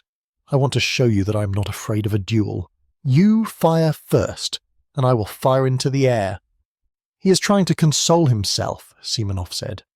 "He has gone mad, Trudolyubov said. "But move. Let us come." "Why are you blocking the way? What do you want?" Zverkov asked with a loathing. They were all drenched in drink. Their faces had turned red and their eyes were shining. They had drunk a lot. "Zverkov, I want your friendship. I insulted you, but I insulted you." "You insulted me," Zverkov flared up. "Understand this, sir. You cannot, in any condition or in any form, insult me. And that is enough for you." "Now get out of the way," Trudolyubov pronounced the final decision. Olympia's mine friends, Zverkov shouted. We will not raise any question on your right, the other said, laughing. I stood there as if someone had spat on me. They all left the room making a noise. Trudolyubov began singing some nonsensical song. Simonov stayed a bit longer to give a tip to the waiters. I suddenly went to him. Simonov, give me 6 rubles, I said, gathering all my courage. He kept looking at me in total surprise. His eyes were completely empty. He was also drunk. Are you actually coming with us? Yes, I don't have money, he said with a harsh tone, and left the room with a loathsome laugh. I suddenly grabbed his overcoat. This was like a nightmare. Simonov, I saw money with you. Why are you refusing to give it to me? Am I some scoundrel? Think about it. Do not turn your face away from me. If you knew why I am asking, and my entire future, all my plans depend on this. Simonov angrily took out the money and almost threw it at my face. Take it, if you have no shame at all. He said it cruelly and ran to join the others. I was left alone for a few moments. In the room was scattered mess, half-eaten food, a broken wine glass on the floor, spilled wine, cigarette butts, the smell of wine, the intoxication spinning in my head, and a deep pain in my heart. And then that waiter, who had seen and heard everything, was now staring at me with strange eyes. I am going there, I shouted loudly. Either they will all fall at my knees and beg for my friendship, or I will slap Zverkov across the face. So this is the encounter with real life, I muttered, while running down the stairs. This is completely different from the Pope leaving Rome for Brazil, or the dance at Lake Como. If you laugh at this now, then you're a base person. Thoughts suddenly came to my mind. It doesn't matter, I answered it myself. Now everything is already ruined. They were nowhere to be seen, but it didn't matter. I knew where they must have gone. A lone night carriage driver was standing near the stairs. He was wearing a thick peasant coat which was now covered with falling, wet and slightly warm snow. The air was heavy and filled with steam. The small, shaggy, white-brown horse was also covered with snow and was coughing. I remember this very well. I ran toward that old clumsy horse carriage. But as soon as I raised my foot to climb in, I suddenly remembered that Simonov had just thrown 6 rubles at me. Remembering this, I shrank from within and fell into the carriage like a sack. No, I will have to do a lot now so that this insult can be compensated, I said loudly. But I will do it. Either I will fix this, or I will die this very night. Go! The carriage moved forward. It was like a storm was going on in my head. They were not going to beg for my friendship. That was just a false imagination, useless, base, dramatic and foolish thinking. Therefore it is necessary that I slap Zverkov across the face. This is my duty, this has been decided. I am flying to go slap him. Hurry up! The carriage driver pulled the reins. As soon as I go inside, I will slap him. Should I say something before slapping him? I thought, no, I will just go and slap him directly. They will all be sitting in the parlour and Zverkov will be on the sofa with Olympia. That base Olympia. She once laughed at my face and rejected me. I will pull her hair. I will wring Zverkov's ear. No, just one ear won't be right. I will drag him by that same ear across the whole room. It is possible they will all pounce on me and throw me out with kicks and punches. Yes, that is what will happen. Exactly that, it doesn't matter. But the slap will be mine first, and according to the laws of honour, only that is necessary. Once the slap is dealt, Zverkov will never be able to erase his humiliation. Now he will be forced to duel. No matter if they beat me or kick me, it doesn't matter. Trudolyubov will hit me the most because he is the strongest. Ferfitchkin will surely grab me by the arm and pull my hair. But no matter, no matter. I am going for this very thing. These fools will finally understand how big of a matter all this is. When they push me out, then I will shout loudly that actually all these people are not even equal to my little finger. Driver, go fast, I shouted loudly. The driver jumped in fear and I applied the whip. I had roared so badly that even he was startled. We will fight as soon as it is morning. This has been decided. To hell with the office job. Ferfitchkin just mocked it. But where do I get a pistol? No matter. I will take my salary in advance and buy one. And gunpowder, bullets, all this is the work of a second. But how will all this happen by morning, and where do I get a second witness? I have no friends. But it makes no difference, I shouted, further provoking myself. The first man I meet on the street will be my second. Just as a person becomes forced to save someone drowning in water. Strange things can happen in this world. If I ask the desk director to be my second, he too will agree. Only for the sake of bravery and saving honour, and most importantly, he will also keep it a secret. Anton Antonik. Truth be told, at this very moment, this entire plan felt foolish and completely absurd in my mind. This was all so useless. No one could understand this better than I did. But driver, go fast, go you useless man, go fast.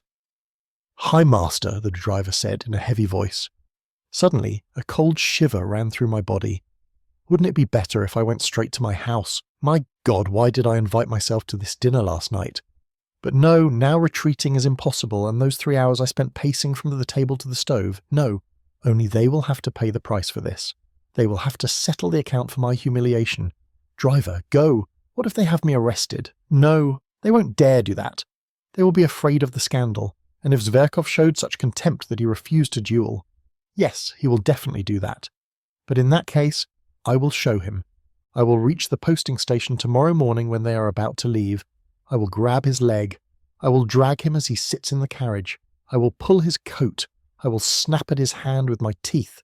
I will shout in front of everyone, "Look at this fop going to the Caucasus to entice girls."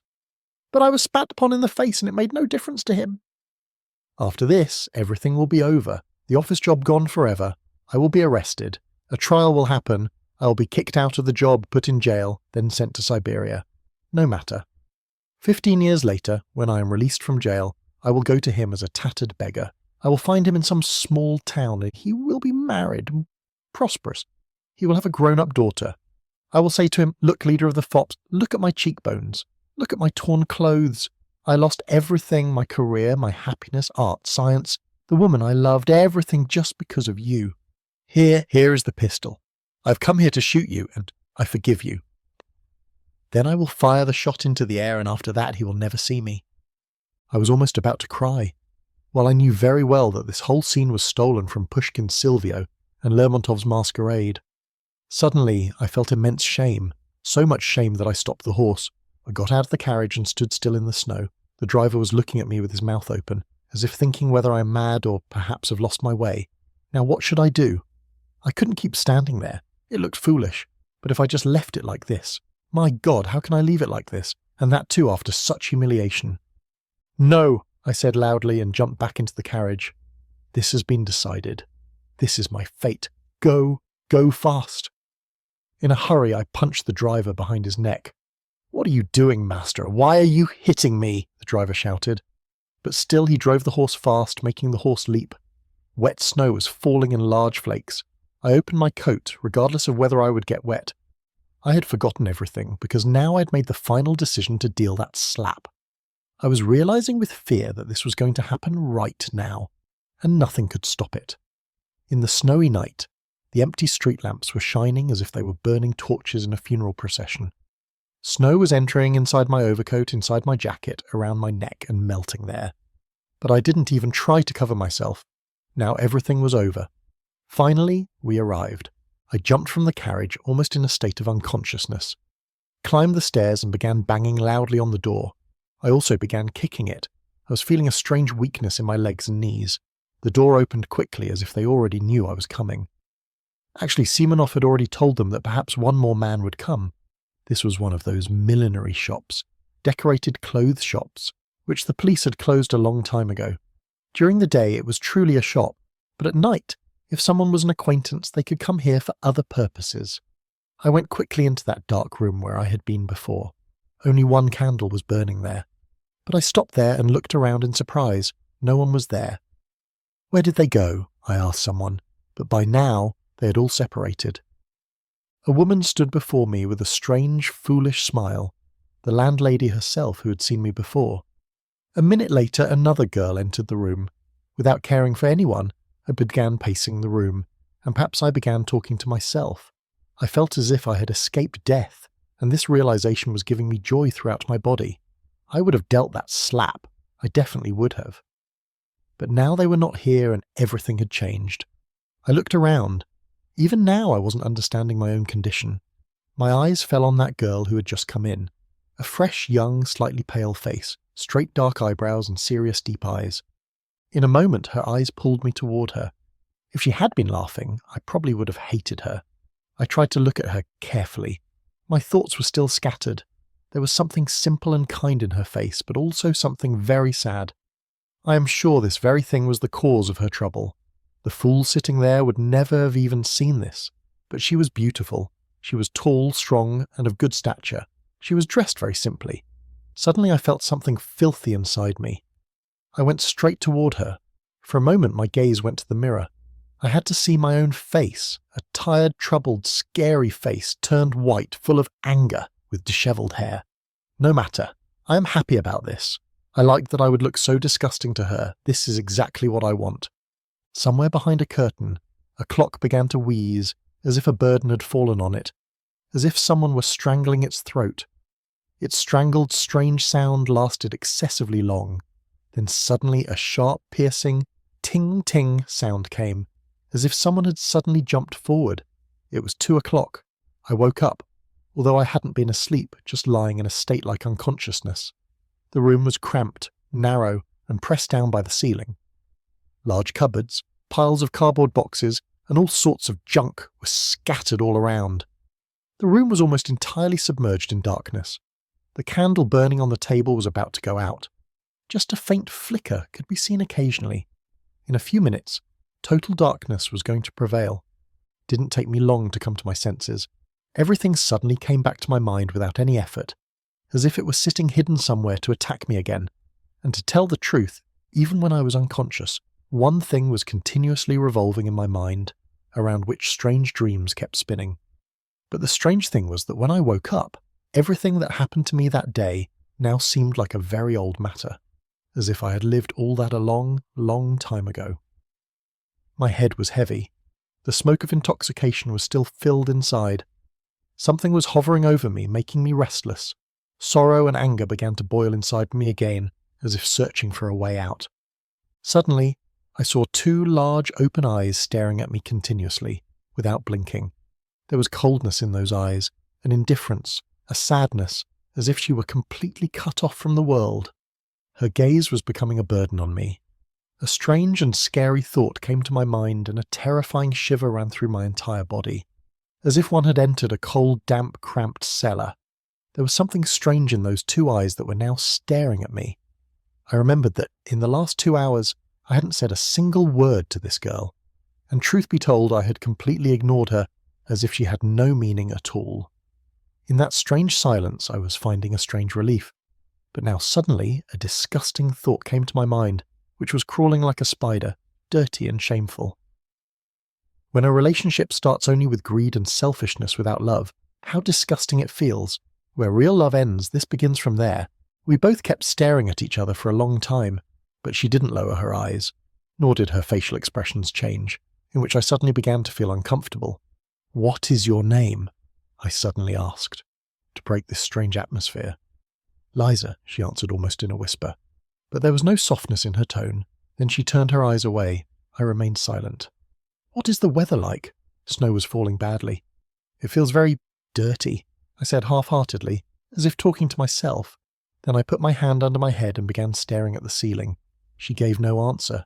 This was even worse. "Have you always lived in Petersburg?" I asked in frustration after a few seconds, turning my head slightly toward her. "No." "Where are you from?" "From Riga." She said it in a listless style. "Are you German?" "No, Russian." "How long have you been here?" "Where?" "In this house." "For 2 weeks." Her voice began to sound even more dry and broken. The candle went out, and I couldn't see her face properly. "Where are your parents?" "Yes. No, yes. They are there, in Riga." "What do they do?" "Nothing." "I mean, what class are they?" "They were traders." "Have you always lived with them?" "Yes." "How old are you?" 20 years. "Why did you leave them?" "Just because." The meaning was clear. "Leave me alone. I am tired," and we both became silent. God only knows why I didn't leave from there. I was feeling a strange suffocation and restlessness. The events of the past day began to revolve in my mind, mixed and together without my will. And suddenly I remembered that incident from the morning, when, submerged in troubles, I was going quickly to the office. Yesterday I saw that they were carrying a coffin and it almost fell. I suddenly said this out loud, not to start a conversation, but just like that, without thinking. A coffin? Yes, in the Haymarket. They were bringing it out of a basement. Not from a basement, from a basement. Oh, you understand, from below, a filthy place. There was filth all around. Eggshells, rubbish, a terrible stench. It was very dirty. A silence followed. It must be so bad to be buried on a day like this. I just said it to break the silence. Why bad? Snow, dampness. I yawned out of boredom. It makes no difference, she suddenly said after the silence. No, it feels very dirty. I yawned again. The gravediggers must have sworn while getting soaked in the snow, and the grave must have filled with water. Why would there be water in the grave? She asked with a bit of interest, but her tone was even more dry and harsh than before. Suddenly, I felt irritation. Oh, there must be water a foot deep at the bottom. In the Volkovo cemetery, you can't dig a grave in dry soil. Why? Because that area is like a swamp. There is water everywhere. That's why people are buried in water. I've seen it myself many times. Actually, I had never seen it. I'd never even been to Volkovo. I was just repeating things I'd heard. So, does it make no difference to you how you will die? But why should I die?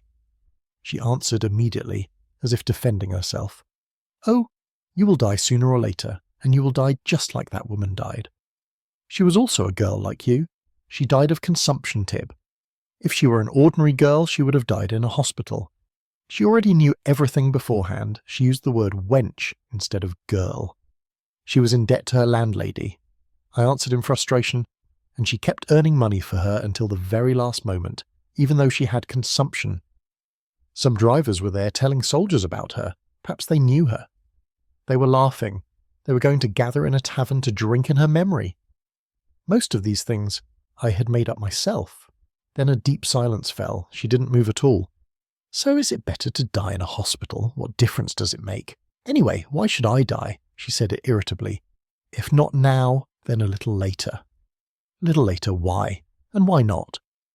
I said with a poisonous laugh. Now you're young, beautiful, fresh. That's why your price is high.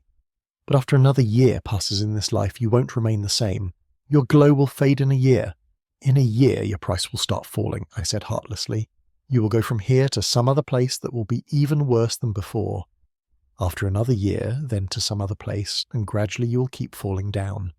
After 7 years, you will reach some dark basement in the Haymarket. If you are lucky, but if you catch some disease, consumption or something else, if you catch a cold, in this life of yours, it is not easy to recover from illness. If you catch something, perhaps it won't even leave you, and then you will die. Fine, then I will die. She said it angrily and moved suddenly. But someone will feel regret. Whose regret? What life? Were you ever engaged? What is that to you? Oh, I am not conducting any investigation. It makes no difference to me. Why are you getting so irritated? I was just feeling regret. Regret for whom? You, no need. She said it in such a low voice that it was barely audible, and then she moved slightly. I suddenly felt angry. Was I being so soft with her? And she, so do you think you're on the right path? I don't think anything. That's what is wrong, that you don't think anything. Understand while there is still time. There is still time. You are still young, beautiful. You can love, you can get married, you can be happy. Not all married women are happy, she said in a dry tone, as before. No, not all, but this is still 1,000,000 times better than this life. Much better. And then with love, a person can live even without happiness. Even in sorrow, life feels dear. No matter how life is, it is still worth living. But here, what is here except filth? Ugh! I turned my face away in disgust. Now I was not thinking with a cold mind. Now I began to feel what I was saying. I became desperate to say the thoughts I had settled in my heart to someone. Suddenly something began to burn inside me. A new light shone. Now I saw a purpose. Don't think that because I'm here, I am some example for you. Perhaps I am even a worse person than you. When I came here, I was drunk, I said quickly, defending myself. Anyway, a man can never be an example for a woman. Both of their lives are different.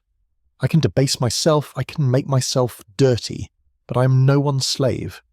I can come when I want and leave when I want. I can forget this and become a new person, but you are a slave from the start. Yes, a slave. You've given up all your freedom. If later you want to break these chains, you won't be able to. This trap will tighten around you more. It is a curse, a prison. I know, I won't say anything more. Perhaps you won't understand, but tell me, you're in debt to your landlady, aren't you? She remained silent, just listening, as if completely immersed in my words. See, this is real slavery. You'll never be able to buy your freedom. They won't let that happen. This is like selling your soul to the devil. And then it is possible that I'm as unfortunate as you. Who knows, perhaps I too am deliberately drowning myself in filth out of sorrow. You must have heard that a man drinks in sorrow, so perhaps I too have come here in sorrow. Tell me, what is good here? Just a while ago we were both here, but didn't speak a single word. Then later you started staring at me like a wild animal, and I began to look at you. Is this love? Should humans meet like this? It is disgusting, that's all. Yes, she suddenly said it with intensity. I was surprised that she said yes so quickly. So was she also thinking the same when she was staring at me, so she could think too? Amazing. This could be interesting, I thought, almost rubbing my hands. How easy it is to bend a young soul. I felt the intoxication of the power of my words. She leaned her head toward me, and it seemed she supported herself with her hand. Perhaps she was looking at me closely. I felt very sorry that I couldn't see her eyes. I heard the sound of her deep breaths. Why did you come here? I asked suddenly in a harsh tone. Oh, I don't know. But think how good it would be to stay in your own house. In your father's house. There would be warmth, freedom, your own home. But if it is worse than this there? Now I must adopt the right approach, this thought came to my mind. One cannot reach afar with sentimentality alone. But this was just a momentary thought. The truth was that she truly seemed interesting to me. Besides, I myself was tired and troubled. Cunning and emotion did often go together. Who can deny it? I answered immediately. Anything can happen. I am sure someone must have done wrong to you. More wrong has been done to you than the wrong you have done. I don't know anything about your story, but it is certain that a girl like you would not have come here by her own choice. A girl like me, she whispered so lightly that it was barely audible. But I heard it. Damn, I was praising her. This was useless, but perhaps it was good. She remained silent. Look, Liza, I'll tell you about myself. If I had a home since childhood, I wouldn't be the person I am today. I often think that no matter how bad a home is, at least your own parents are there. They aren't enemies or strangers. At least once a year, they will show you love. And most importantly, you would know you're in your own home. But I grew up without a home, which is perhaps why I've become so heartless. If I were a father and I had a daughter, I'm sure I would love her even more than my sons. I knew a father who was a very harsh and bitter man, but he would kneel before his daughter. He would kiss her hands and feet and hold her in the highest regard. When she danced at a party, he would stand for 5 hours just watching her. At night, when she slept, he would get up quietly to kiss her and bless her with the sign of the cross. He wore a tattered coat and was stingy with everyone else, but he spent his last penny on his daughter. Fathers always love their daughters more than mothers do. When you get married, you will feel it for yourself. If you marry for love, the early years of marriage are so happy. Even the arguments between a husband and wife turn into love. Some women trouble their husbands just to show how much they love them. And when they have children, even the most difficult times start feeling like joy. If there is love and courage in the house, then hard work also brings happiness. Sometimes parents even sacrifice their own food for their children. But that sacrifice becomes a joy. And when the children grow up, the parents feel they have a support and an example. But here, what is here? Do you think you will always stay young and beautiful, and that these people will always keep you? Right now you are young, beautiful, and you have a soul. But as soon as I came to my senses, sitting here with you felt disgusting to me. A person can only come here when they're drunk. If you were somewhere else living a good life, I would have been truly attracted to you. I might have fallen in love with you. I would have waited outside your door and knelt before you. But here, I only have to whistle and you have to come, whether you want to or not. I don't ask for your will. You move according to mine. Even a labourer sets his wages for his work. But you aren't free at all.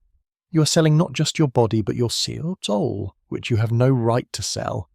You're sacrificing your love for drunkards who insult you. Love is a precious diamond, a girl's greatest treasure. But what is left of your love now? Tabor, you are in debt here and you will always be in debt. Or, all your money goes here, and a day will come when the people who come here will hate you. Don't think your youth will last forever. Time flies on wings, then you will be kicked out. Your landlady will start abusing you and insulting you as if you are her enemy. Your own companions will pull you down just to save their own place, because everyone here is a slave. By the time you're 22, you will look like a 35-year-old woman. And when you start dying, everyone will abandon you because there is no more profit to be made from you. You will be thrown into a dark, damp corner to die alone. No one will pray for you. No one will remember you. I had reached such a point in my speech that my own voice grew heavy. I sat up and listened to her with a throbbing heart. I knew I was shaking her soul and piercing her heart. I was enjoying showing off my capability. She had buried her face in the pillow, holding it tightly. Her whole body was trembling, and she suddenly began to cry loudly. She was biting the pillow and pressing her hand until it bled. I grew frightened and began to dress in the dark to leave quickly. When I lit a candle, Liza sat up with a distorted face and a half-mad laugh. I sat near her and took her hand. "Liza, my dear, I made a mistake. Forgive me," I said. I gave her my address and told her to come and see me. "I will come," she said with full confidence. As I was leaving, she stopped me by putting her hand on my overcoat. She ran inside and returned with a paper.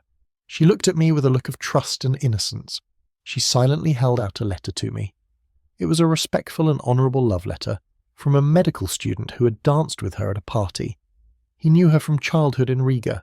She showed it to me because she didn't want me to leave thinking that no one loved her or respected her. I pressed her hand and ran out. The next morning I felt ashamed of my emotional outburst. I was worried about my reputation with Zverkov and Simonov. I borrowed 15 rubles from Anton Antonich and sent 6 rubles to Simonov with a letter explaining my behaviour as being due to intoxication. But I was most haunted by the thought of Liza coming to my house. I was terrified that she would see my poverty, my tattered gown, my ragged sofa, and my servant Apollon. Apollon was the curse of my life. He treated me with a look of mockery and superiority. I tried to withhold his wages to break his pride, but he refused to be moved. While I was screaming at Apollon, the door opened and Liza entered.